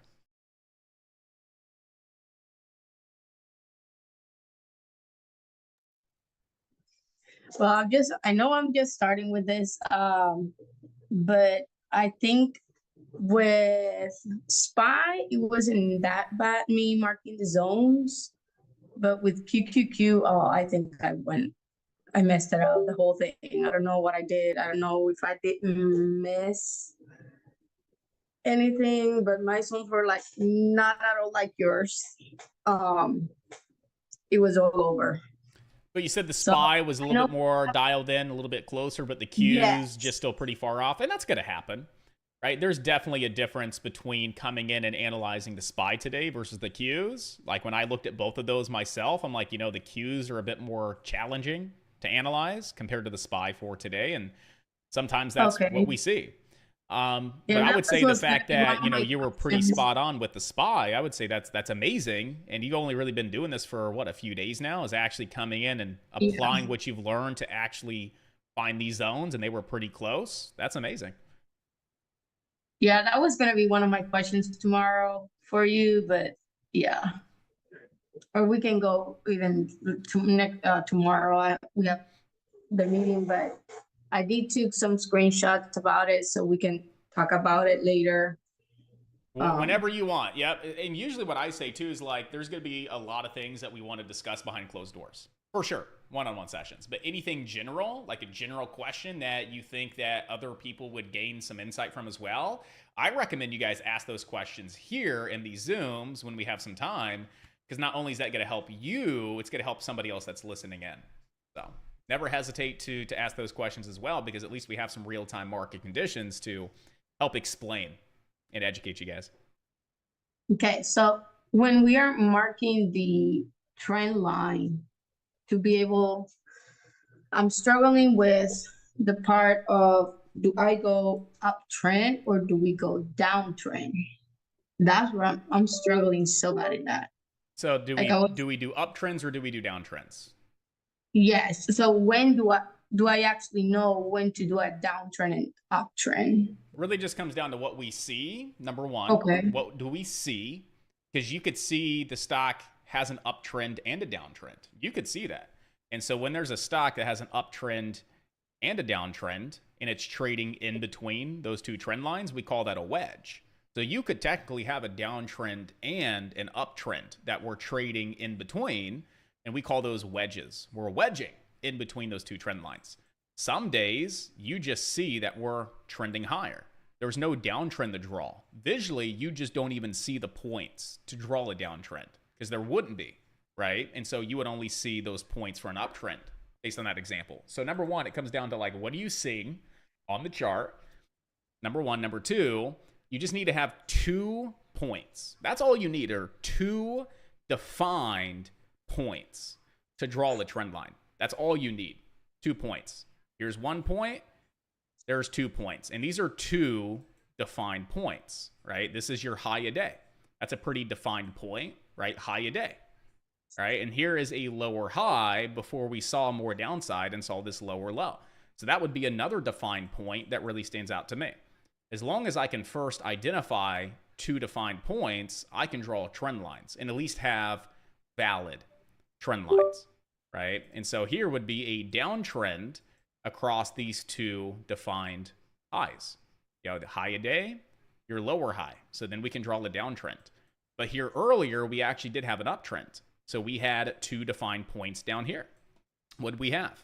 We had the low of day, right? And then we had a higher low before we ripped to the upside. So that is a higher low before that big move on up. That gives me 2 defined points to use a trend line. And so once I connect those 2 defined points, yep, go ahead. That's the one that I marked first, the uptrend. The uptrend. So 2 defined points, and then just extend it out to the right. Make sure your 2 points are connected, and then just extend that bad boy out to the right. Then you have an uptrend, right? Same thing with the downtrend. Just find your 2 significant defined points, connect those 2 points, and then just extend the trend line out to the right. That's how we're at least going to draw and place the downtrends on the chart, or the uptrends. But back to the initials, like, when do I use them? When you see that you could use them, right? If the market's doing this, right, and we're sitting sideways all day, are there any higher lows or higher highs? No. There's not. There's flat resistance, flat support. We are making equal highs and equal lows. There are no higher highs or higher lows to draw a downtrend. Visually, we just couldn't draw a trend line if we wanted to. But when we have a market where we're making higher high, higher low, higher high, higher low, we know that we have points to connect a trend line. Same thing when we're downtrending. Lower low, lower high, lower low, lower high. We have all of these lower highs that we could visually draw a trend line off of. Okay. And that at least gets you to put them on there, right? And then when trend lines are breached, when I say breach, so for example, like this uptrend, we fell below it, right? We're no longer holding it as support. We came down and held it as support here. We moved higher. We came down and we tried to hold it as support, but then we fell lower. At this point in time, I would actually start removing those trend lines. Boop, it's gone now. I don't need it, right? It's already respected it. It's already fallen below it. I don't need that trend line anymore. So I'm going to take it away. But this downtrend, are we still below it? Yes. We are. So could we come up to this downtrend and hit it as resistance and maybe move lower? We could. Yeah. Absolutely. I mean, remember the uptrend, right? The uptrend here, we had 1 point, 2 points. On point 3, we hit it as support and we pushed. Same thing with downtrends. We have 1 point, 2 points. Do you think we can come up and hit it for a 0.3 and then see it fall to the downside? Probably. That's what we see around trend lines. Typically, when we hit 0.3s of trend lines, we see some kind of reaction, right? If we're hitting 0.3 of a downtrend, typically you see with the reaction and we see it fall. When we hit 0.3 of an uptrend, typically we see a reaction and we do what? We push higher. So since we're coming back into this downtrend for a 0.3, we still want to keep it on our chart, because that could be an area that we stop moving higher, because that downtrend is resistance, and we may see it, boop, fade and fall off that trend line. So we would still keep this trend line here for now, because we think it could be respected as a level of resistance, which so far, do you see how it's respecting it as resistance? So that's why we want to keep it. And we can actually trade off trend lines, right? There is a strategy around trading off trend lines. But we don't really train you on that in the beginning because it requires a little bit more of a skill set, in my opinion. But this trend line would still be valid as a downtrend level of resistance. And then if we ever see it come up and say, like, break the trend line and it's no longer trading below it as resistance, then at that time we would just come in here and remove it.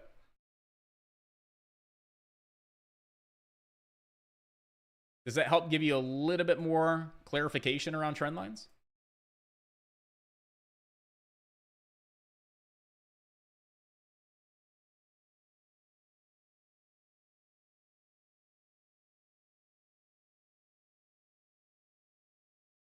And since we're on that trend line topic, right, we know that we can look for 0.3s of downtrends to get short, correct? A little bit more of an advanced strategy because you're only using one reason to take it short.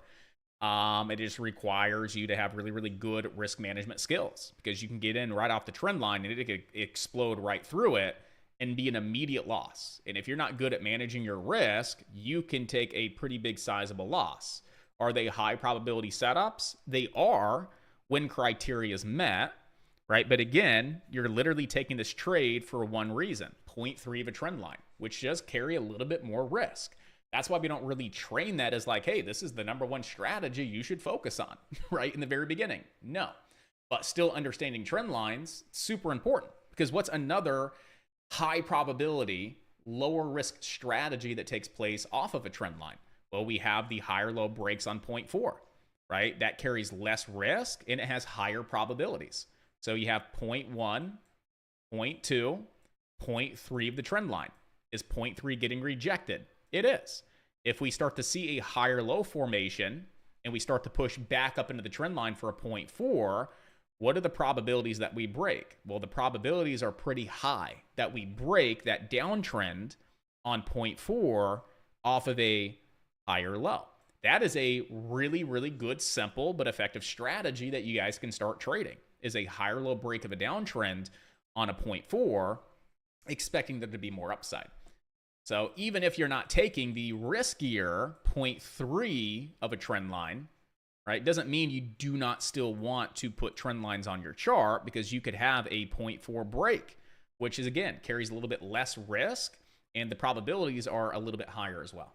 So it's still important to understand the basics of how to draw your trend lines. What types of markets do we draw them in? When are they valid? When are they invalid? And there are going to be several strategies around trend lines that are super simple, really effective, that carry some pretty high probabilities of playing out as well.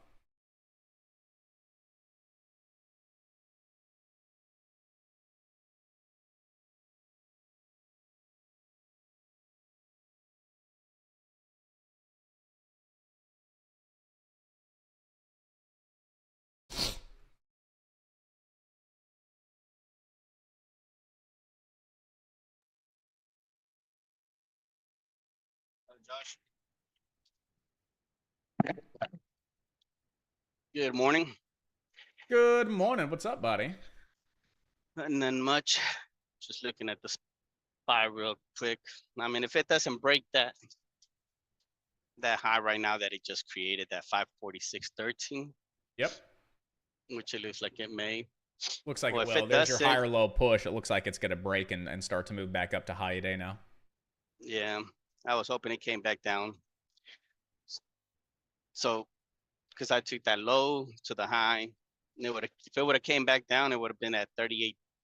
I mean, that 61.8, and then I was gonna take it to the long side, but I would have I liked don't the think same it's gonna thing. come back down. I was looking for the same thing. You know, get rejected off that trend line, 0.3, pull back a little bit deeper, ideally into that hedge pressure level, which Yeah. would have been in line with that fib retracement. That would have been an ideal low risk, pretty high reward setup. Seeing that little bit of a deeper pullback, it was a pretty shallow pullback, and I don't like those shallow pullbacks personally. So I'm not taking the trade either. But just watching it. Well, I learned something new. I guess there's two terminologies for gap fills. There's the gap fill bounce, which is whenever it comes down and it should go back up, and the gap fill rejection while it's going up. You got two more on top of that, And too. they guess, oh, there's two more? There's two more. There's four, technically. Oh, there. Want me to show you real quick? Well, see, I mean, you can walk through it and I'll see it in the course later on, because I'm driving. And I guess that's why I don't ask much questions, because I'm always just listening. And then I don't want to take anybody's space where they may ask a question and I'm probably not even paying attention because I'm driving. So I gotcha. But But here's if the anyone thing, ever though, is like when has there's not a questions, lot of go for questions it. being asked, it's like, hey, the questions that you have, I guarantee someone's thinking about. They may just be a little nervous to ask, even if you already know the answer. Just to ask it to get some engagement going is never a bad thing, man. No, yeah. I mean, if you don't mind, go ahead. And I don't and mind I'll at all. just Yeah, go there's over the 4 different courses later ways, on. 4 different pieces of terminology. You got a gap fill long, a gap fill short, a gap fill bounce, and a gap fill rejection. So, here's a gap on the daily. Here's IBM. This was a gap fill long. We were entering the gap from the underneath side, and we were looking to get long for it to fill the gap. So that would be a gap fill long. Let's say IBM was opening up here. We'd be looking for IBM to get inside the gap, stay inside the gap, and we would get short for a gap fill short, right? So you have a gap fill long, you have a gap fill short. Depends on what side of the gap you're coming in on. Are you coming in from the upside down into the gap? That would be a gap fill short. Are you coming from the underneath side up into the gap? That would be a gap fill long. Okay, so you have those two. Then you have gap fill bounces and gap fill rejections. So when those gaps get filled, we typically see a rejection, right? So if the gap gets filled to the long side, you could see a gap fill rejection and play it short, right? If the gap is getting filled to the short side, we fill the gap, we could see a gap fill bounce off the lower end of the gap.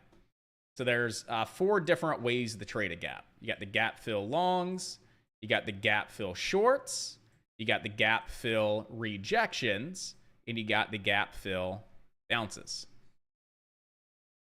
And that's why I love trading gaps, because there's 4 different ways to trade a gap. And then you can trade them outside of that too. We won't talk about that, but there's 2 other ways to trade gaps. So there's technically 6 ways that you guys can trade a gap. But we'll talk about the 4 most popular, that's trading inside the gap. The other 2 are trading outside the gap, off the gap levels. And as far as for those gaps, I mean, when would you consider it just, you know what, it just ran through it, it's not valid no more? Kind of like RMD. I did took it as a paper trade account, but once again, I'm not even managing it since I'm driving. But I saw that the zone that I had, trade is being invalid. yes, sir. I When asked the daily for the candle gap closes below it. Just because this daily candle here on RMD is wicking below that gap level doesn't mean it's not going to close above it. I can't tell you how many times we see day one where we're like, hey, this could be a gap fill bounce, and it kind of drops below it. But at the end of the day, it closes above it. Then the next day, we see it open above the gap, come down, hit it again, then rip. I mean, we've seen that a lot. Where day one, we're like, yep, we're not getting long for a gap fill bounce. But say tomorrow we open inside the gap, come to the bottom, we could still see it bounce tomorrow. So when do I count a gap to be invalid? When we see a daily candle close below the gap. Most of the time. What's another recent gap fill trade we had? That would be a good example. When you say candle, I mean you mean the full candle of the body, the wick? The full candle. The candle. Yep, the full candle. So if we see this close, right, down here at say like 182, that would be closing below the bottom end of the gap. At that point in time, I would really not validate that trade anymore.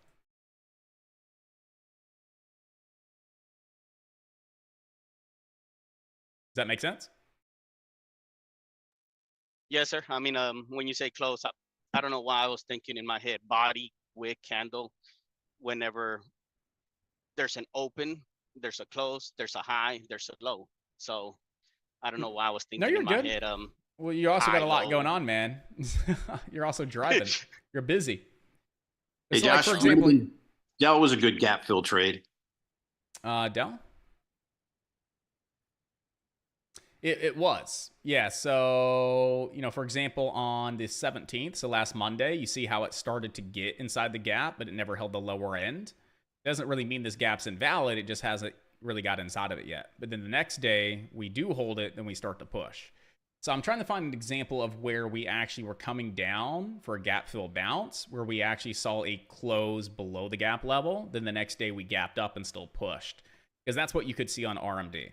Where it's like, hey, we're wicking below the bottom end of the gap, but as long as we close above it, tomorrow we could technically still open above it and then see that push tomorrow. I think Tesla was a good example of that, where, initially you could say, hey, that gap's invalid on day one, but come day two, the gap was still technically valid. I think Tesla's a decent example of that, where it's like, this could have been where you had your gap at, for example, right, off that candle body at 177.30. And so here on June 14th, at some point, you could have said, hey, this could be invalid, right? Because we're actually dropping below the bottom end of the gap. So on that day, there was a point in time where this gap was being invalidated because we were falling below the bottom end of the gap. And that's not what you want to see. But did we close above the gap level that first day? We did. The next day we opened, we came down again to the gap level, held it as support. Then on day two, we saw the rip.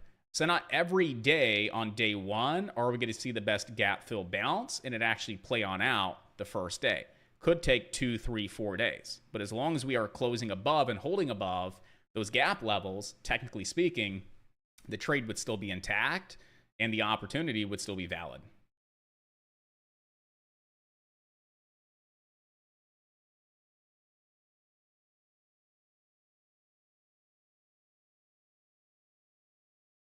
And so here's That another one explained it. on Tesla, where here you're looking for a gap fill bounce, for example, on May 10th.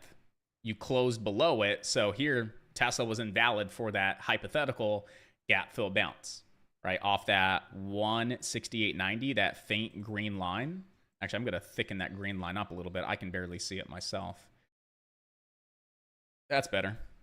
So if you were looking for a gap fill bounce on Tesla on May 10th, it technically invalidated the gap, right? You're no longer looking for a gap fill bounce. But then come Monday, you actually see Tesla opening back inside the gap. You're like, okay, well, we're back inside the gap. If we pull back and hold the lower end of the gap, we could still see the gap fill bounce. It's intact once again. Friday, it's not intact.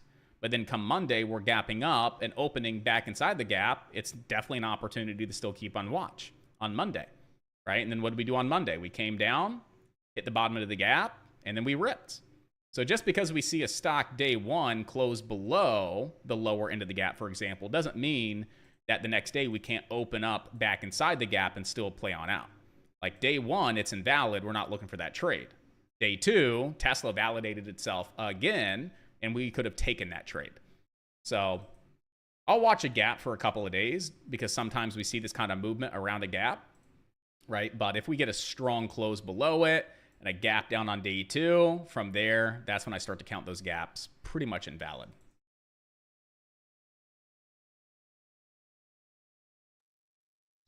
So would you had entered into the ResMed trade?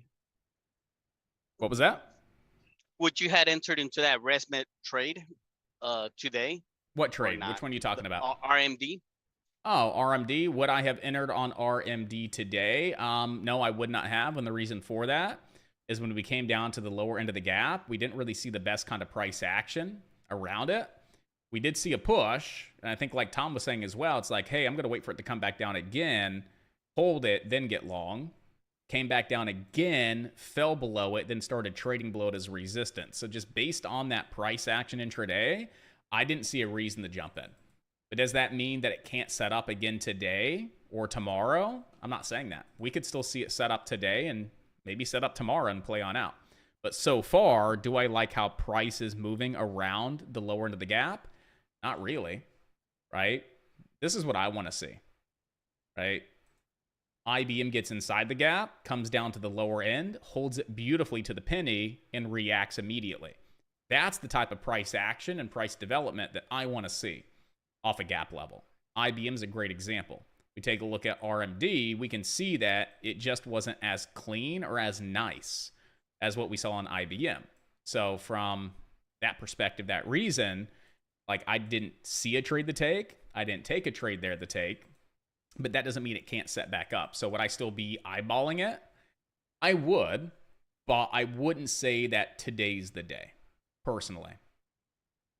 Just based on my experience, I would say that today I wouldn't want to take it just because of what we've seen so far off the lower end of the gap. Just don't like it. And I think that we could still see more chop around it potentially. So I wouldn't really look for a trade today. That's just my opinion. But, come tomorrow, let's say tomorrow, we gap up inside the gap again and hold the lower end, maybe something like that come tomorrow, then it would still look decent for a gap fill long come tomorrow. But today, just again, based on how we've already been moving off the lower end of the gap, I'm just not a fan of that development. So pretty much it sounds like it still comes down to price action at the end. I mean, It does. it could be at the lower bottom of that gap or higher. I mean, if we're thinking about jumping into the trade, 100%. we need to still look. Whoa, so someone threw a pellet down in the road. Yeah, 100%. To answer your questions, just because a stock comes to one of your levels doesn't make it an automatic trade. We still need to see price validate the trade. And when I say price validate the trade, we could see price action and a certain type of reaction off that level that validates the trade, or it could be just overall price development. How is price developing at that level? But we have to see something within the price that validates those trades. Because how many times have you seen a stock come down to a key level and you're like, okay, it's such a key level of support, it's got to bounce, but it just keeps going and going and going. Right? Yeah, what I'm doing, or I see myself doing is, like, let's say that gap right there you have right now. I'm finding myself entering, it hit the gap. I mean, it's inside the gap. It's right in the middle of the gap. Okay, let me jump in the trade. And then I'll put my stop loss, let's say cents away from the bottom end of that gap. So I'm like, okay, well, if I get clipped out, at least, you know what, I got clipped out. And so far I've seen it where, yeah, it has clipped me out for a loss. It's a small loss, but it's still a loss. I'm not looking at that part of that price section. I'm not sure if it's because, once again, I'm just busy on the road and I'm just telling myself, you know what, hey, if it plays out, it played out. If it didn't, it's probably because you're busy. Because to read price action, you got to be laser focused and look at those candles move in real time. So if you are on the road, you can't be looking at your chart while you're driving. So I mean, that's definitely a factor regarding price action. The one thing I will say regarding price action is, man, listen, like, some traders don't need to learn to read price action to be great traders. Like Matt, I don't think you've ever met Matt, but Matt's been trading for 15 years and he doesn't use volume and he doesn't look at price action for trades. And he is a multiple six-figure earner with trading.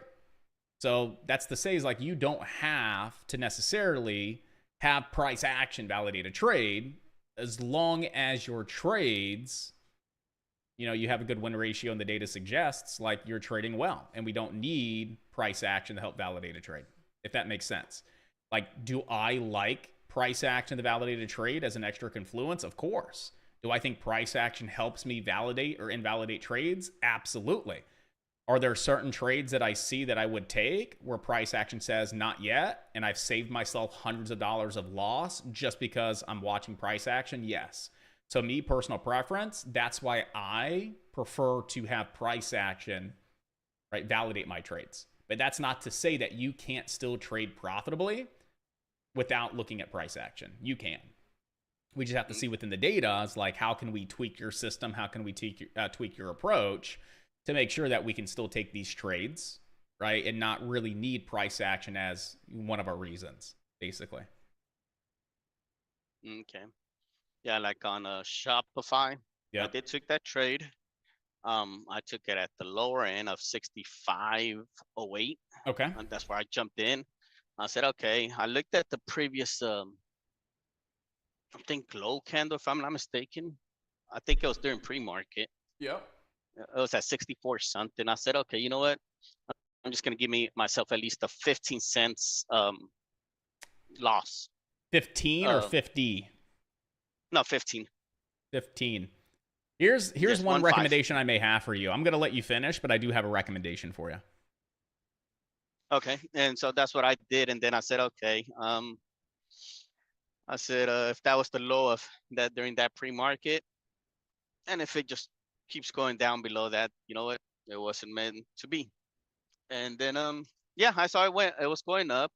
I think, if I'm not mistaken, Tom was entering 30 entered, and I heard you say, okay, you know what, this it's looking good. I mean, after 30 cent loss, you know, I mean, I don't know. I'll probably give it about 30 cent of a wiggle room. And I said, okay, well, I'm a little bit below that wiggle room, but okay, that's somewhere where I'm thinking.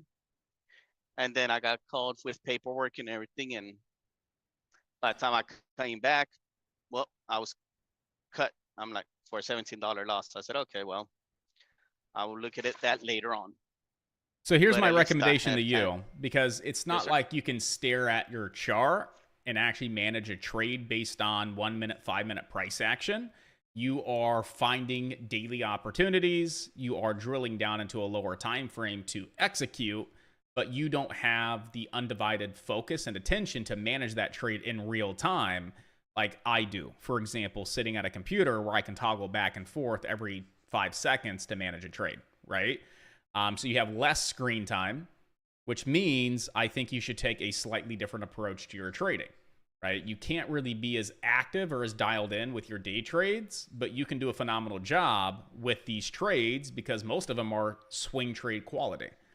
So what I would actually start recommending is what we're going to start to do is start looking at more of these setups as, you know, longer duration day trades where you only need to look at them every hour or so, not every 1 minute, 5 minutes, like me managing an active day trade. You just manage them periodically throughout the day, but you're planning on holding them for a day or two, right? And then from there, it allows us to still have the dialed in entries that we want, have realistic targets, and put proper stops in the system. When you said 15 cents of risk, I could get away with 15 cents of risk because I'm reading the price action in real time as the chart's moving. You don't have that luxury just yet. So 15 cents of risk is too tight. What you probably should do is open up your risk, reduce your size to be able to hold these trades for a little bit longer time, right? More of a swing trade type of setup. Or for example, on Shop, you know, could I get away with an entry at 65.09 and do 15 cents of risk and manage this trade in real time? Of course, right? But if I was going to take Shop for more of a longer duration day trade, right? More of a traditional style day trade versus scalping it, for example, or maybe a swing trade, my trade plan wouldn't look like this, right? Because I'm not going to be able to manage it every minute on the minute. I would have to probably open up my risk a little bit, put my stop in a realistic area, right? Have my target in a realistic area and plan on managing this throughout the entire day, every hour. And then maybe this is something that turns into a short-term swing trade where I'm looking to get $3 of reward, but I'm looking to risk $1.50, right? Where I have a 2-to-1 setup, and I think this could play out throughout the rest of today, if not into tomorrow. And then here, it's like, okay, now you just got to get positioned correctly to be able to risk $1.50, but realistically, you have potential to make $3. Now, you don't really need to be looking at each individual 1 minute, 5 minute candle and reading price action in real time to validate, invalidate a trade, whatever the case is. You can confidently get in off these daily areas, these daily zones with confidence, have your plan established to take profit or stop out based on daily levels, and let this thing play out over the course of the day, or maybe the course of a couple of days, as more of a swing trade approach versus a day trade approach, until you have more focus and time to actually come in and take these day trades and be able to manage them like an actual day trade, where it's like, okay, this setup could have 20, 30 cents of risk, and that's okay. I'm focused to manage this trade in real time. Right now, like I said, I don't think you really have the focus or the time to do that. And I think there's just going to be a lot of small paper cut, small paper cut, small paper cut. I think if we open up your risk a little bit more, open up your targets a little bit more, but still making them realistic targets, realistic strategic stops. And as long as we just get you positioned correctly, I think that'll help you find yourself in more winning trades with less paper cuts on your stop outs. Yeah, I think that what you're saying right now is making sense, because I have noticed on my paper account, once again, since I hardly pay it, I'll go into trade with a plan. Yep. Well, ever since I started maybe 2 weeks ago, understanding more, I'm going in, I'll jump in the trade with a plan and everything, and then I won't be looking at it every minute like you're saying.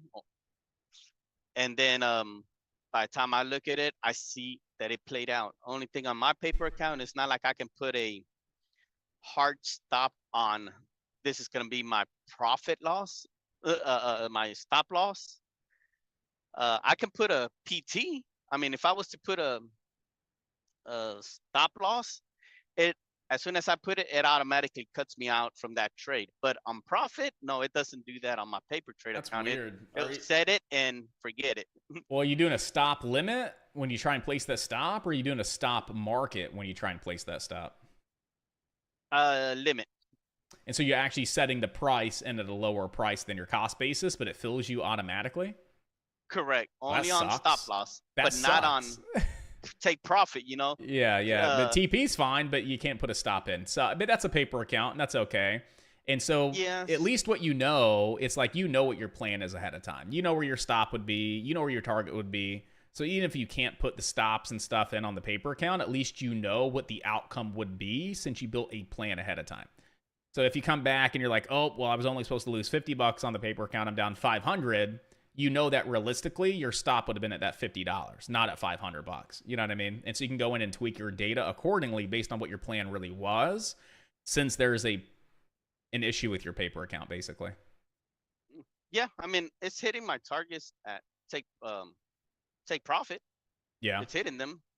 But I've noticed whenever I put my stop loss, like, okay, I want to put a target right here.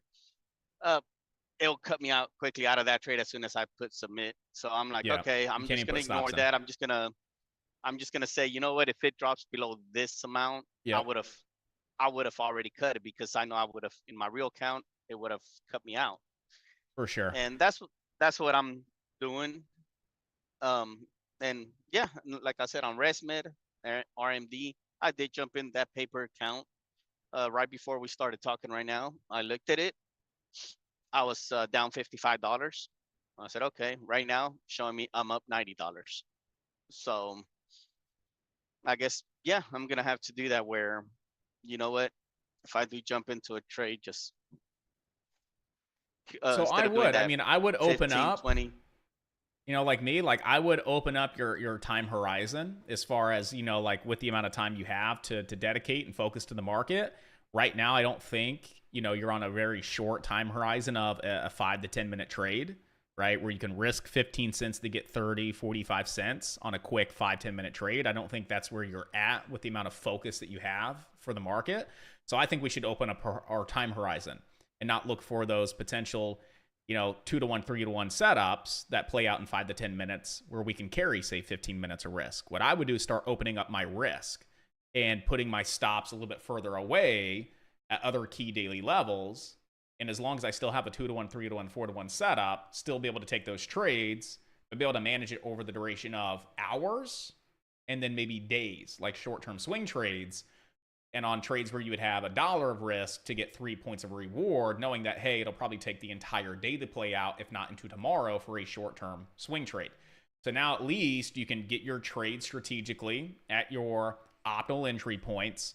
You can have stops far enough away to not get prematurely clipped at, say, like 15 cents. Stops are far enough away, but you still have realistic targets on these setups to where they still give you your 2-to-1s, 3-to-1s, etc. Now, you know that you can let the trade breathe and let the trade kind of do its thing over a longer duration of time, right? Now you have a little bit more risk, not more risk dollar amount, but more risk on the chart, right? Dollar amount's still going to be the same based on how you get positioned, but now you're letting you're opening your stop up a little bit more, allowing it to breathe a little bit more as well, but still have some pretty good dialed in plans. And that's going to allow you to kind of let these trades just kind of play out over a few hours or maybe a few days.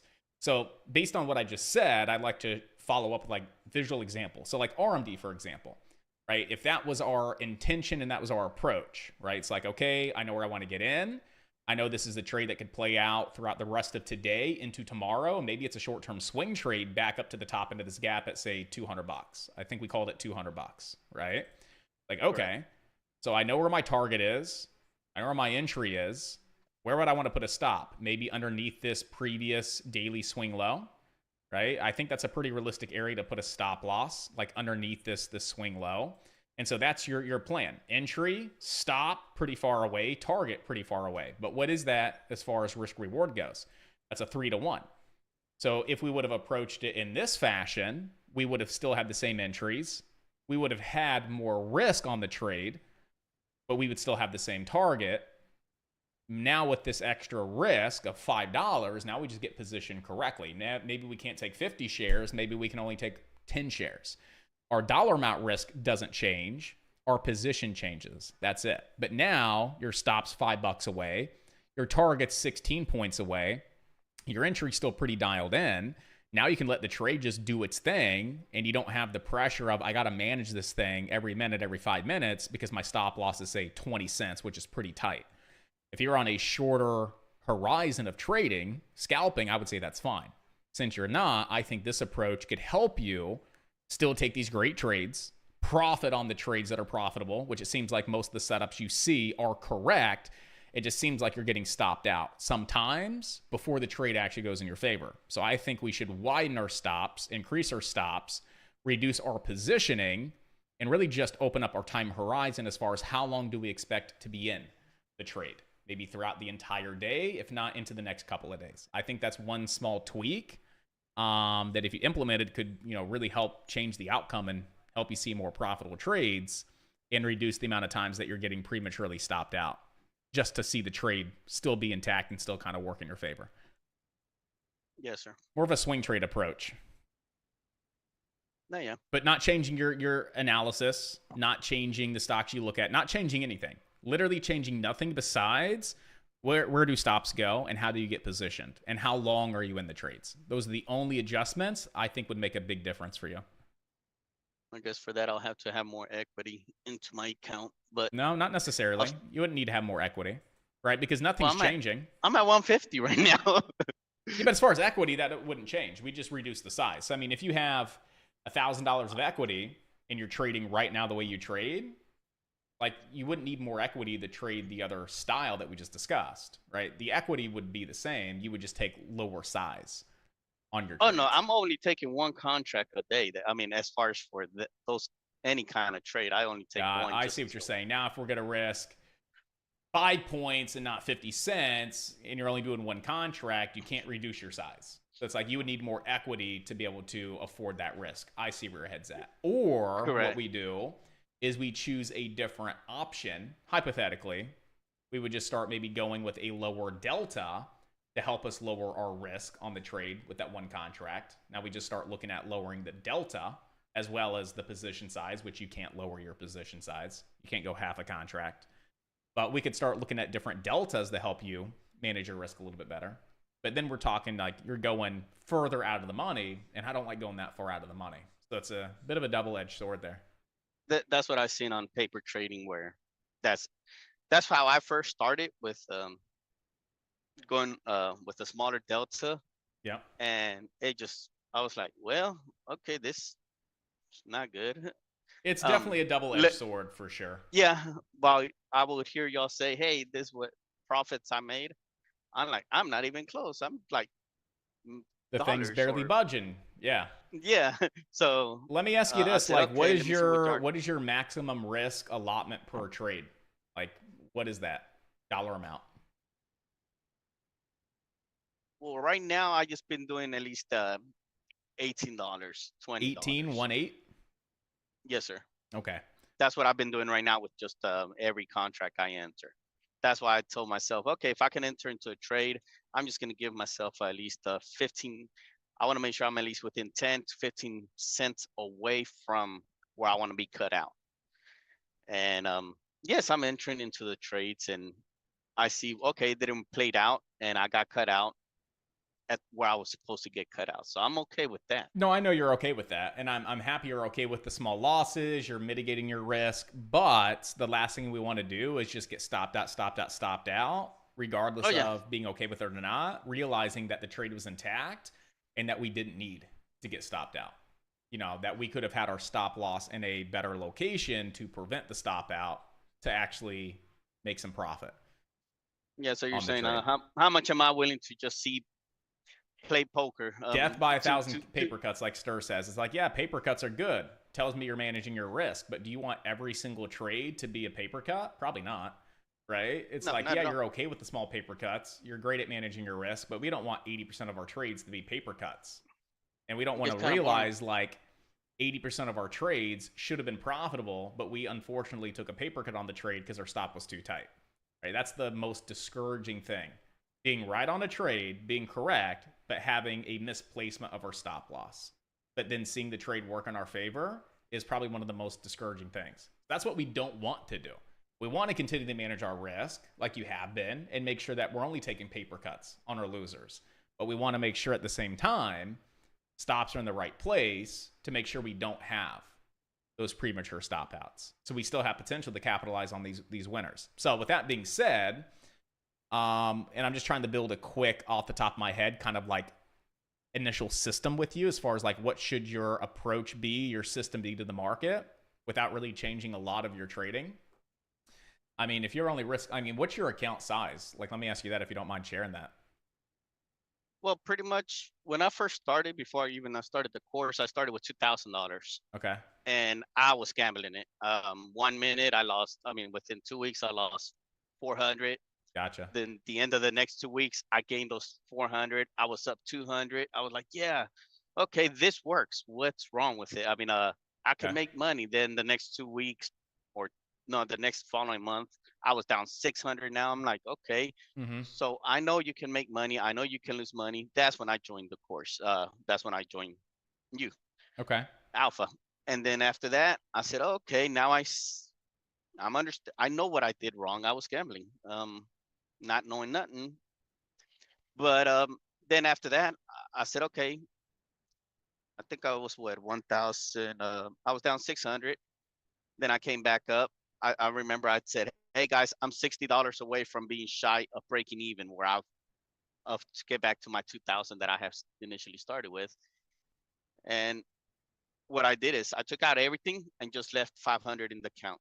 Okay. I said, I'm just gonna leave 500 in the account. And then Why'd out you of do those that? Let me ask 500, you, why'd you do that? Just to have, some kind of skin in the game to work on the emotions of trading? Like with real money? yes, and also I said, you know what? I don't. If I focus and stay disciplined, I don't need that account. I don't need those $2,000 to start. I just need to really focus on my discipline and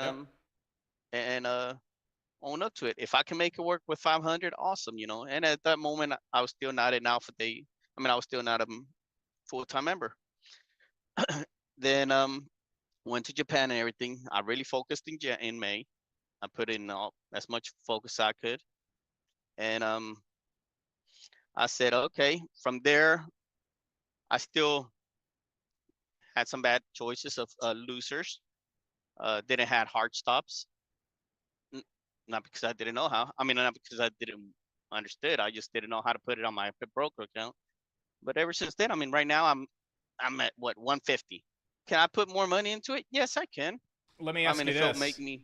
When you get to the point of, all right, you're consistent, you're seeing profits, and your trading data suggests like you found your edge. Like when we get to that point and you're like, dude, this is the point that I've been working hard for. I now know my edge in the market. I'm confident and I know I can extract money from the market consistently. When we get to the point, how much do you plan on having in your account to trade with at that point in time? Have you ever thought about that? No. I wanted to be honest. I really wanted to just, once I understood what I'm understanding now, I really just wanted to start off with a small account and grow your small account. All right. Well, if that's the intention, if this is not just a small real money account to work on discipline and emotions, and this truly is a small account that you want to grow, then we need to structure this account. Like, no, regardless of the account size, it needs to be structured. Right. But I didn't know if this was a kind of like, I want to get my emotions in check type of account, small amounts of money, but then eventually I want to go back to 2K, for example. If that's not the case, we need to take your $150 and we need to structure your account. So, the golden rule is 3% risk. So, I know you said you're risking $18. Technically speaking, that's too much money, right? Technically, your risk should only be $5 on a trade at that 3% risk, which is going to be really tough and really freaking hard. That's why they're called small account challenges, right? Because it is a challenge to get those small accounts off the ground. It takes a lot in the beginning, but it's a really, really good way to discipline yourself and to build good habits. So I love small account challenges for numerous reasons, but it is a challenge.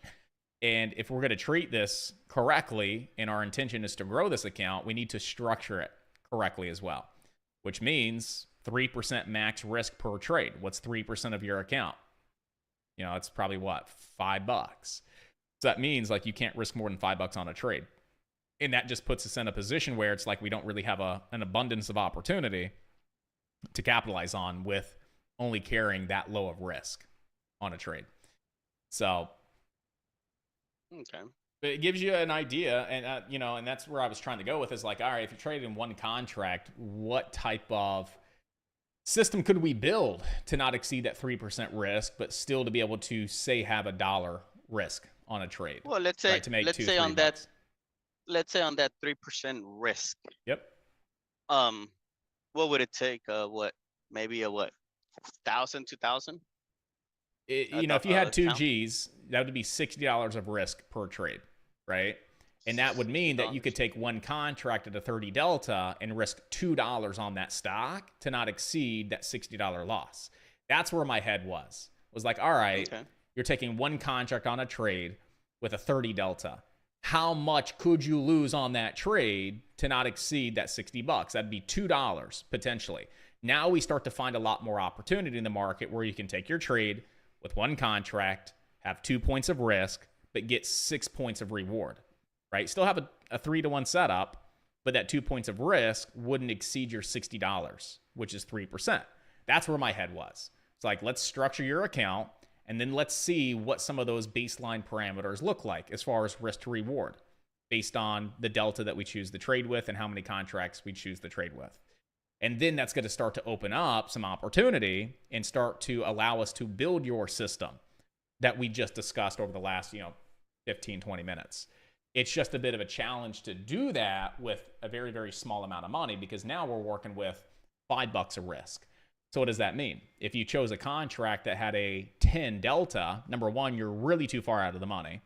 But let's say that didn't matter. If you took a 10 delta, how much could you risk on the trade to not lose more than $5, $1? But what if that trade, you need to have 2 points of risk to make 6 points of reward? Great setup, great risk reward, but you need 2 points of risk. Well, you wouldn't really have an option, right? Because if you did 2 points of risk on that 10 delta, you're risking $20, which is 4 times greater than your 3%. So that wouldn't work. We can't cut your size down, right? Because it's still one contract. So that's not an option. And then you could go to a 0.5 delta, but then you're deep, deep, deep out of the money, and those things aren't going to move. So we kind of put ourselves in this situation where it's like, what is the best option for me to make sure that I get to the point of consistent profitability? Right now, with that smaller amount, it's just a bit of a challenge. That's why I always recommend like a starting point of like $500 to $1,000 in the beginning, because it's a little bit easier when it comes to account structure to be able to grow that account. That I can put that money in. I can still. I wouldn't do put that it yet. in. I'm just saying, No. like, If anything, when we what get I to was that gonna say point, right now. we can get to that Yeah, point. I wouldn't do that yet. What I was gonna say right now is you have the baby. Well, not you, but your wife has the baby and all that. And I mean, then, I'm carrying it too, man. I put on 10 pounds, so I definitely got some baby in me. But that's what I think is like, if you can think ahead 2 months, let's just say in 2 months, I'm consistent, I'm profitable. I would be confident to trade with $2,000. Like, I'd be confident to put $2,000 in my account and start with $2,000. And we know that's going to happen. Then let's go ahead and structure your trading right now around that 2K, right? In your paper account, in your $200 live account. Let's just go ahead and structure your trading now around $2,000. And so let's get ourselves conditioned trading the structure in our system with $2,000 so that when we start trading that real $2,000, it feels natural. It feels the same because it is the same. There's no difference. So that's what I would say is like, if we can project that and say, hey, I will start trading with, say, at least 2K when I get to the point of consistency, we can go ahead and start structuring now around that potential 2K that you use to fund your account with. And so from there, You know, what's 3%? That's $60. So now we know that, you know, $60 is our max risk on a trade. We can even say in the beginning, let's cut that back. Why go $60? All right, let's do $30. Let's start small and then build up to the 60. So, all right, cool. $30 is my max risk per trade. If I take a 30 delta contract, I can give it a total of $1 risk. So that's your starting point. On the trades that I do take, it'll be one contract. It'll have a 30 delta, right? I know I can risk no more than $1. What's my risk on this trade? Strategically, what's my risk on the trade? If it's under $1, you can take that trade. If it's more than a dollar risk, say $2, we would have to pass on those trades for now because we couldn't manage our risk properly on that trade. Does that make sense? Yes, sir. And that's going to give us, you know, a baseline. So on this trade here on RMD, based on everything we talked about, I would have been clipped. this trade, we would have noticed, like, okay, it's a 3-to-1 setup, right? It has all the reasons to take the trade, but I got to risk 5 points. 5 points on the 30 delta, that's $150. That's a lot more than my $30 risk. Can I take this trade? I can't, because I can't go smaller position. I don't want to go too far out of the money to like a 10 delta. This would be a great opportunity that you can watch, see it play out, learn from it, do what we call a mental trade, mentally trade this as if it was a legit 10K account, whatever. Just still treat it correctly and approach it like it was a legit trade. You just couldn't take it because that would exceed your risk. But if our stop on this trade hypothetically was going to be $2, right, to be able to make $6, you're like, okay, that's a 3-to-1, right? I could take 2 contracts at a 20 delta, right? It's not too far out of the money. We're not going deep out of the money. It's still pretty close to a 30 delta. But let's say we went with a 20 delta, right? Well, we could take 1 contract at a 20 delta, and if we got stopped out on that trade, that would put us right in line with that $30 risk. So then this would be an opportunity that we could take, right? But then there's going to be some opportunities that we see that are valid that we would just have to pass on because we wouldn't be able to manage our risk correctly. Correct. And then let them play out, right? You're on the road, you're driving a lot. Let these play out. Come into these trades with the intention of, I'll probably be in this for a few hours and I'll manage it every 30 minutes to an hour when I have some downtime. Maybe I pull in to get a load. Maybe I hit a rest stop, whatever the case is. That's when you'll take some time to manage the trade and make any adjustments that you need to make at that point in time. But at least you know you can enter this trade, put your stop in the system at a good threshold where you don't get prematurely stopped out. You've got realistic upside. You're still sitting at a 3-to-1, and you can just kind of set it and forget it. You're in the trade. You're going to set that stop. You're going to walk away. You're going to set it, forget it, come back in a couple hours and take a peek and make any adjustments that you need at that point in time. That's what I would do. I guess Come into it with a No, set yeah. it and forget it mentality. that's what I'm gonna do also. I'm just gonna I think that's reset going to my help. account to 2000 and start all over on my paper account. Let's see how it plays out. Yeah, go ahead and restructure that to 2K on your paper account. And now come into it with the same analysis that you do now. Don't change anything. The only thing I want you to change is don't put your stops too tight. Put your stops in better locations, strategic levels, right? Number 1. Number 2, set it, forget it. Take the trades that you would take with your new stop levels that are not too close, too tight. Set it, forget it, walk away, and then just take a peek at it whenever you have time throughout the day. And manage the trade and make adjustments if needed. And then let the trade do its thing. And let's see what this outcome looks like over the next week or two and see if we're starting to notice more trades are hitting targets, more trades I'm winning on, and less trades are getting prematurely stopped out. If we notice, wow, this is a night and day difference, right? This is the system that works for you, and then we can build on top of this as we progress forward. Got it. Thank you for that, Josh. Yeah, buddy. Thank you, man. And everybody's different. You know what I mean? Everybody has different responsibilities, different things they do during the day, different amounts of time that they can commit to the market. Not everybody can sit here from 9:30 to 11:30 and day trade the SPY, right? Sometimes we have to get creative and see what's going to work the best for you, build that foundation and go from there. And that's the amazing thing about having these conversations is, hey, now Trucker Ed has a slightly different approach to the market that should help him make more money. Right? To get him to the point where he's trading that real account and he's scaling that real account to his goals. Right? And it all started with just having a quick 30-minute long conversation in the session. Well, the thing about those is that the only times that I actually had time to sit at home and due to rain or didn't have a load, those were when last month we were trading all highs on SPY. Yeah. And then again, last week, all times high. I had what, Tuesday, Wednesday, and Thursday off. And we were at all time highs again on SPY. I'm like, well, this sucks. I Yeah, can't this really trade sucks. on my days off. Yeah, it's funny. It's like the days that you have the time are the days where the market's not doing a lot.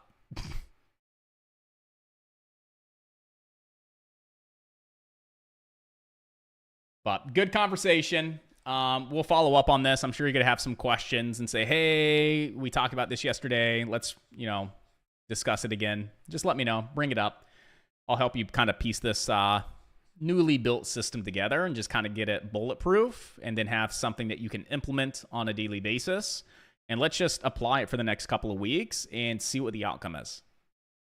It can't hurt. If anything, it's going to fix the issue of premature stops. And then just watching those trades hit targets, essentially, we'll be able to capitalize on those winners and make sure we're not getting stopped out prematurely. So it should help.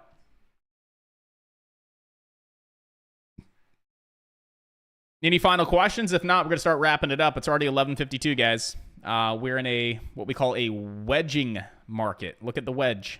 We got downtrend across the lower highs.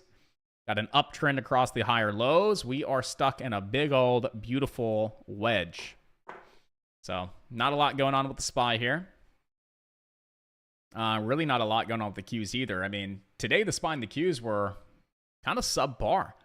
The better opportunity was out there with NVIDIA, was IBM. I know Shopify set up, unfortunately invalidated itself, but had a couple opportunities to get out of that trade near break even, which would have been the smart decision once we cracked and retested that zone. But other than that, still a pretty good day today. I mean, y'all inside of chat were quiet. I mean, we had our good mornings 3 hours ago, but then nothing. It's okay. I love talking to myself. It's good.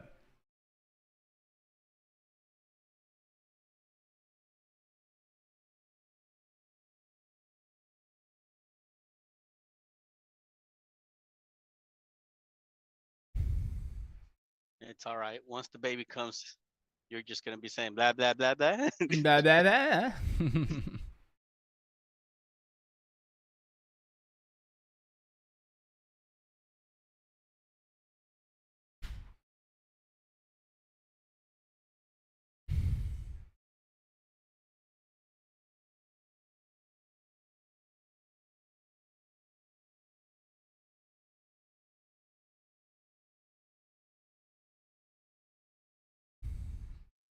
I guess the only good thing about my small account that I've noticed is once I understood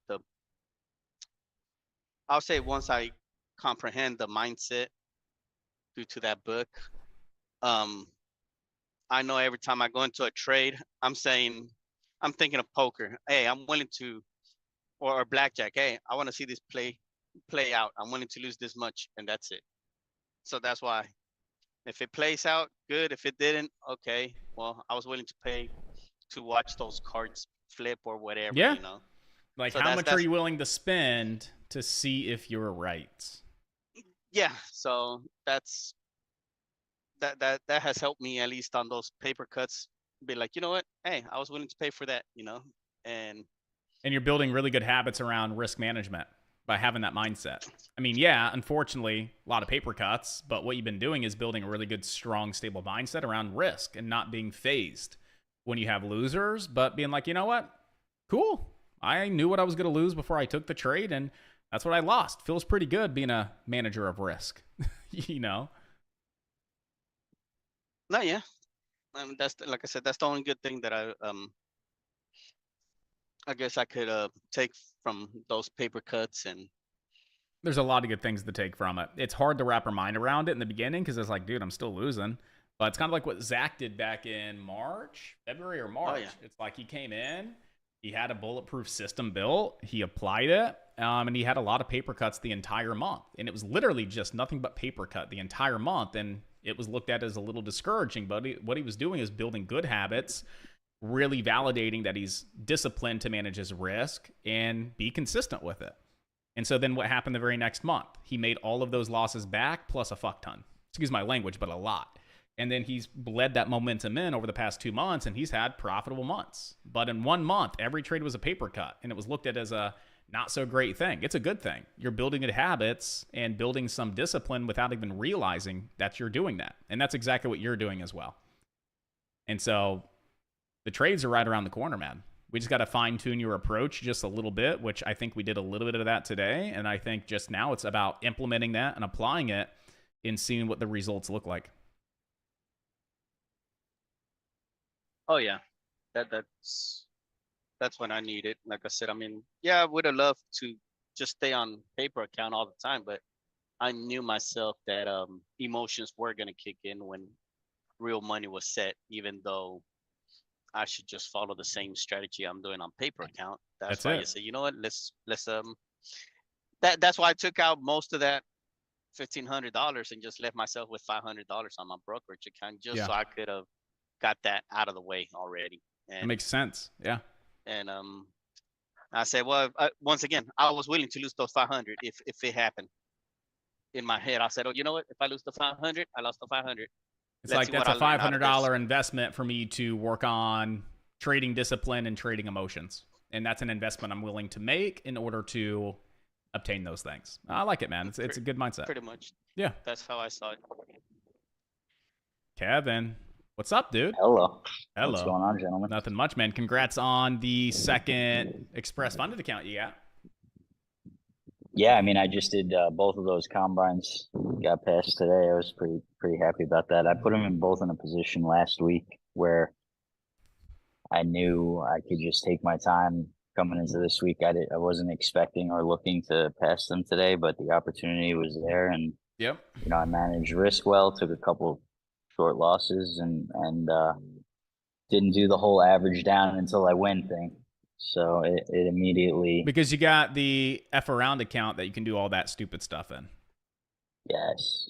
So how's that working over the past week and a half? I mean, clearly it's working good because you passed 2 combines in a week. So I'm sure it's working well for you. Yeah, honestly, it was because it's like it was 3 combines, and it's hard to on the phone to even like decipher.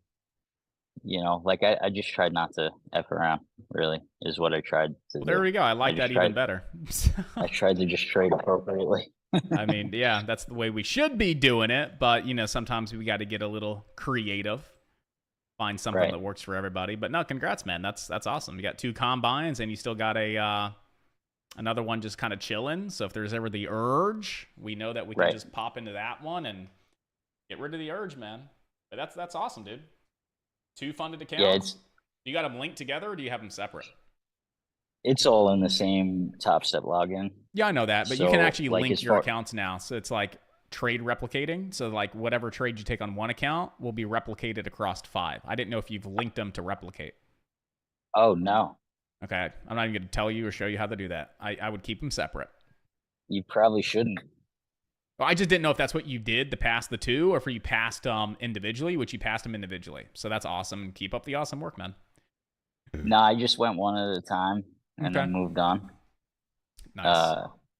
You know, if I start making mistakes, I don't want to magnify them. For sure. Yep. I I like it. It's a good little system that works for you, man. Yeah, I mean, maybe sometime down the line I'll look into that, but not right now. I did the same. I don't have my accounts linked to replicate. I got them all separate. Yeah, I like that for now. You know, I'm still trying to figure out the whole concept of multiple accounts. You know, I did go ahead and ask the question, and they said, you know, it's up to their team Combining figure the out 2. if- Yep. Yeah. When you go so to we'll- like live, yeah, because you got combine, you got express funded, and then when they put you on a live account, that was the question I saw that you asked, and they said it's up to their risk team, but they may combine the 2 express funded into 1. Yeah. Yep. Which I'm totally cool with. That's, you know, when they even put you to an actual live account, which that takes time. Like I've been on an express funded account getting paid for a couple months, and I'm still on an express funded account. So it's like, fine, you want me to keep trading fake money and pay me on it? Like, I'll keep doing it. I don't really care. But On those funded accounts, Mhm. you have to be on it all the time also, or you have to it do don't, what? it won't, do you have to be like on it all the time where like you have to make certain amount of trades per week or anything like that? They or don't have just- any of those You can stupid be rules. inactive Yep. if you, sorry, inactive for 30 days and they shut it down. So you Okay, got to take would one that be trade in a something- 30-day window, but it's not like some of these other prop accounts where it's like they want to see that you're trading 10 times a month or something. Like, you just have to have one trade within a rolling 30-day window. Yeah, it's really Just not. come in be and just buy, something- sell quick, eat commissions and fees, and then like, boom, there's my trade to keep it active. Would that be something that would be okay for me to do later on? I mean, without me having to actually, I guess, put those $2,000 on my account. Because you'd be trading futures, and the way that we think you're going to go about trading options wouldn't work trading futures. Okay.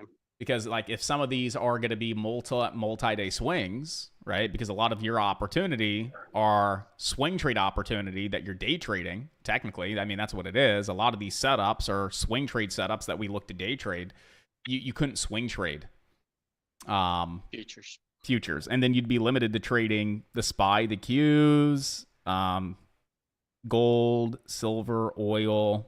I mean, you can trade Bitcoin futures and a few others, but you wouldn't be able to trade, you know, like the one you were looking at today, for example. So I don't think that would work. I mean, if you ever get into the point where like you're definitely got more time, you can sit down and get more focused, and you have time to actually like day trade, like scalp, then I would say futures would make sense at that point in time. But until then, I would say it'd be more of a hindrance to you than anything.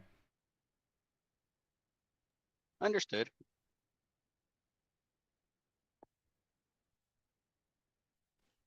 Hey, Josh. What's up, dude? I'm looking to possibly schedule a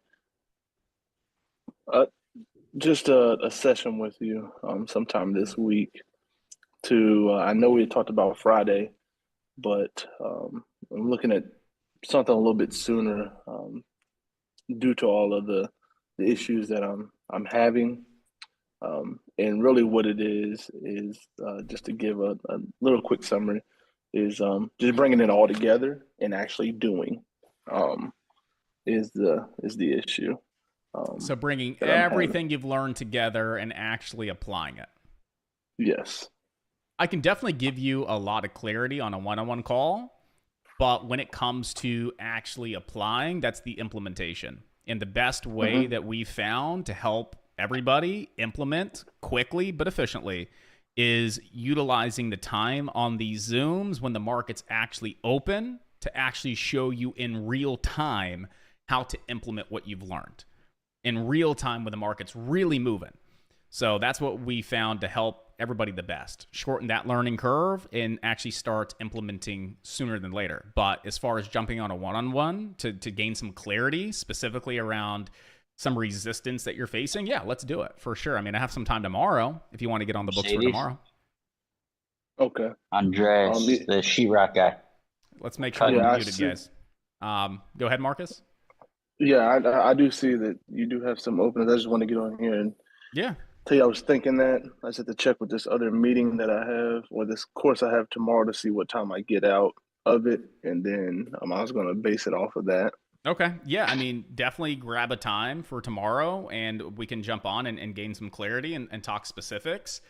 But just so you know, it really comes down to seeing these things happen in the market in real time and having opportunity in front of you to implement and apply what you've learned. So support resistance. We know we do that in pre-market to find those zones. And then we see how the stocks are reacting off those zones during the day.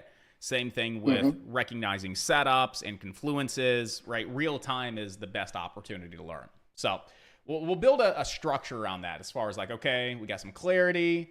What should you be doing in the Zooms when you're in the market to actually apply and implement more consistently, more strategically to help you get to that next point? And we'll gain some clarity and we'll discuss next steps on what like my recommendations would be for you to get to that next step for sure. Okay. All right. Yeah, but yeah, Thank let's you. do that early in the week for sure. Yeah. And Marcus as well on that part. I know for me, like I said, I mean, I'm always striving and all that. That's why I asked today to Josh, hey Josh, I mean, where can I go and see the recap of everything that happened today, the trade, the live trading and all that, since I'm constantly moving. If you don't have the time, guess what? Hey, I'm for sure, because it is different whenever Josh will talk to us one-on-one and the market is not live. What's different? Price action. And what I've seen in my end right now, just he confirmed it. Price action is important, especially if you're just going to jump in on a day trade with 0 DT. So if we push replay on, I guess, on our broker, we don't get to see that price action the same as when it's live. So I don't know if I'm going to check it out tonight. I don't know, by going through the, not the, I think it's the coach sessions you said, Josh? Yeah, it's the coach session. Yep. I don't know if I zoom in while he's talking, if I can zoom in on the chart and You also can. see the price action. How Yeah, just it's click moving. the scrollable button. That's all you got to do. So like when you're on the stream, for example, like rewind to the spot, make sure you adjust your quality to 1080p, and then that little scrollable toggle, that'll actually let you zoom in and see a little bit more clearly, like what I'm looking at as I'm explaining it. See, and I guess that's going to help me out right there, where, because I could push replay on my trading view, but I don't see the price action the way it is actual on real In time. like real So time, as we're that's explaining going to it, actually yeah. help me by going back to those courses last week or whatever and seeing that, boom, okay, there's the price action that he's talking about. Why? Because I'm seeing what he's talking about at that moment. And Yep. it's great that he has those videos saved for us where we can always go back and just do a recap. And that would just assure us later on when you're actually live with Josh and all of us, that would give you that little extra confidence, understanding as well.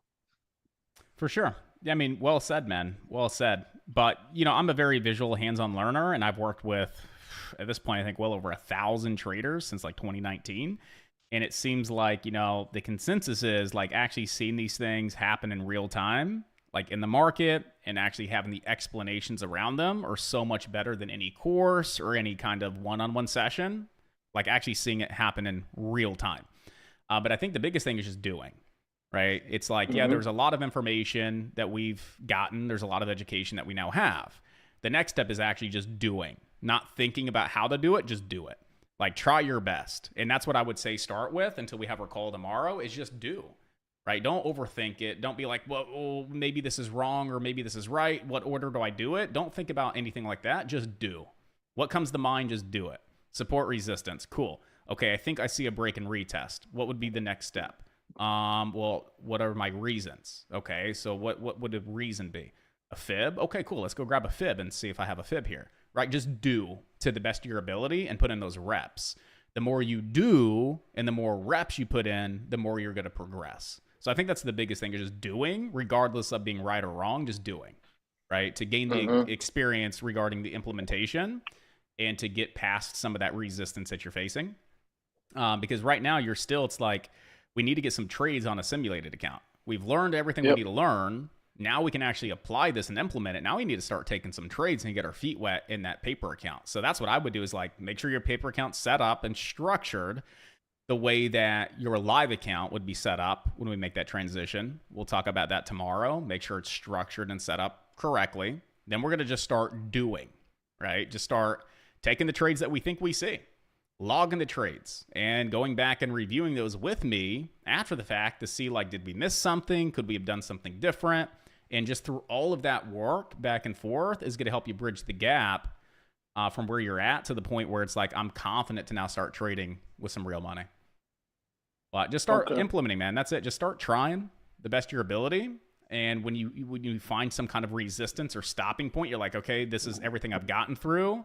I don't really understand what's next. I feel stuck. Let me know about that. Like, okay, what's everything you've already done? And where's the point where you feel stuck? And then what's left? And I can help you explain, okay, what would be the next step and what would be left to do prior to taking a trade. So like DM me, open up the Zoom when you're here. throw some screenshots inside of, Market Mastery inside of Slack. Let other people kind of help you as well, bridge that gap. But I think that's going to be the biggest thing that helps. Okay. All right. But yeah, Oh, yeah. I mean, go It's ahead. definitely gonna help Marcus. It's kind of like telling a kid, kid's riding a bike. One kid is gonna fall, the other one's gonna not do well. The other one's gonna do awesome. But guess what? That one kid that fell, he can either be scared and not ever do it again, and because he fell and just say, you know what, no, this ain't for me. And then a week or two later, the kids that were kind of wobbling and everything, just falling and kept getting up and doing it over and over. Guess what? Now 2-3 weeks later, he sees them. Oh man, they're not using training wheels. Now they're actually riding easily. If he could have just stayed focused and just constantly push it and not be scared, he would be right there with them. Yeah. It's same So- thing. so- Just the action, the doing. It's a Yeah, good so analogy don't- because it was the same way we're- with my daughter. We're gonna fall. We're gonna fall. But we just gotta not Get let back those up and falls- keep going and try again until Yeah. we master that bike.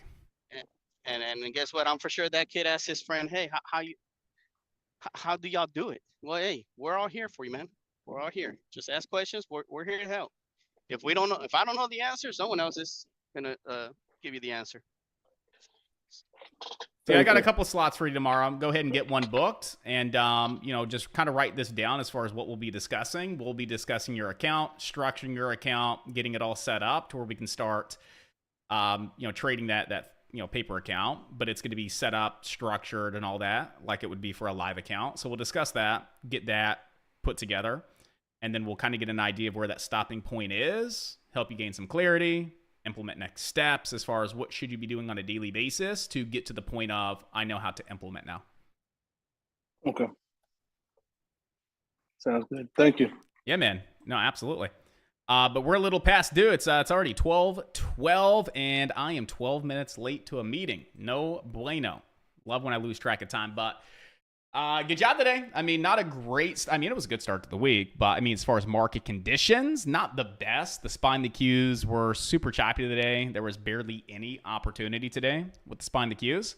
But we had a couple other decent setups. NVIDIA set up beautifully. It worked on out. We also had IBM set up, played out. So we still had a nice little profitable day despite the limited opportunity. And it was definitely a good way to start the week. So keep up the awesome work. Keep crushing it. I'll see you guys back here bright and early tomorrow morning at 7 a.m. And we'll have another amazing day in the market. And we'll have 4 days to crush the week, guys. Strong and profitable. So enjoy the rest of your day. Stay blessed. Trade smart and trade safe. And I will catch you guys back here tomorrow morning at 7 a.m. Let's end it with a big old alpha day trading. I don't even think Rapid's here today for the countdown, but we don't need the countdown because I got the countdown with a big old 3, 2, 1. Yeah! Woo! What I'm talking about. All right, you guys are leaving with some energy. All right, but take care, guys. Have a good one, and I'll catch you guys back here tomorrow morning. Peace out. I'll see you guys then.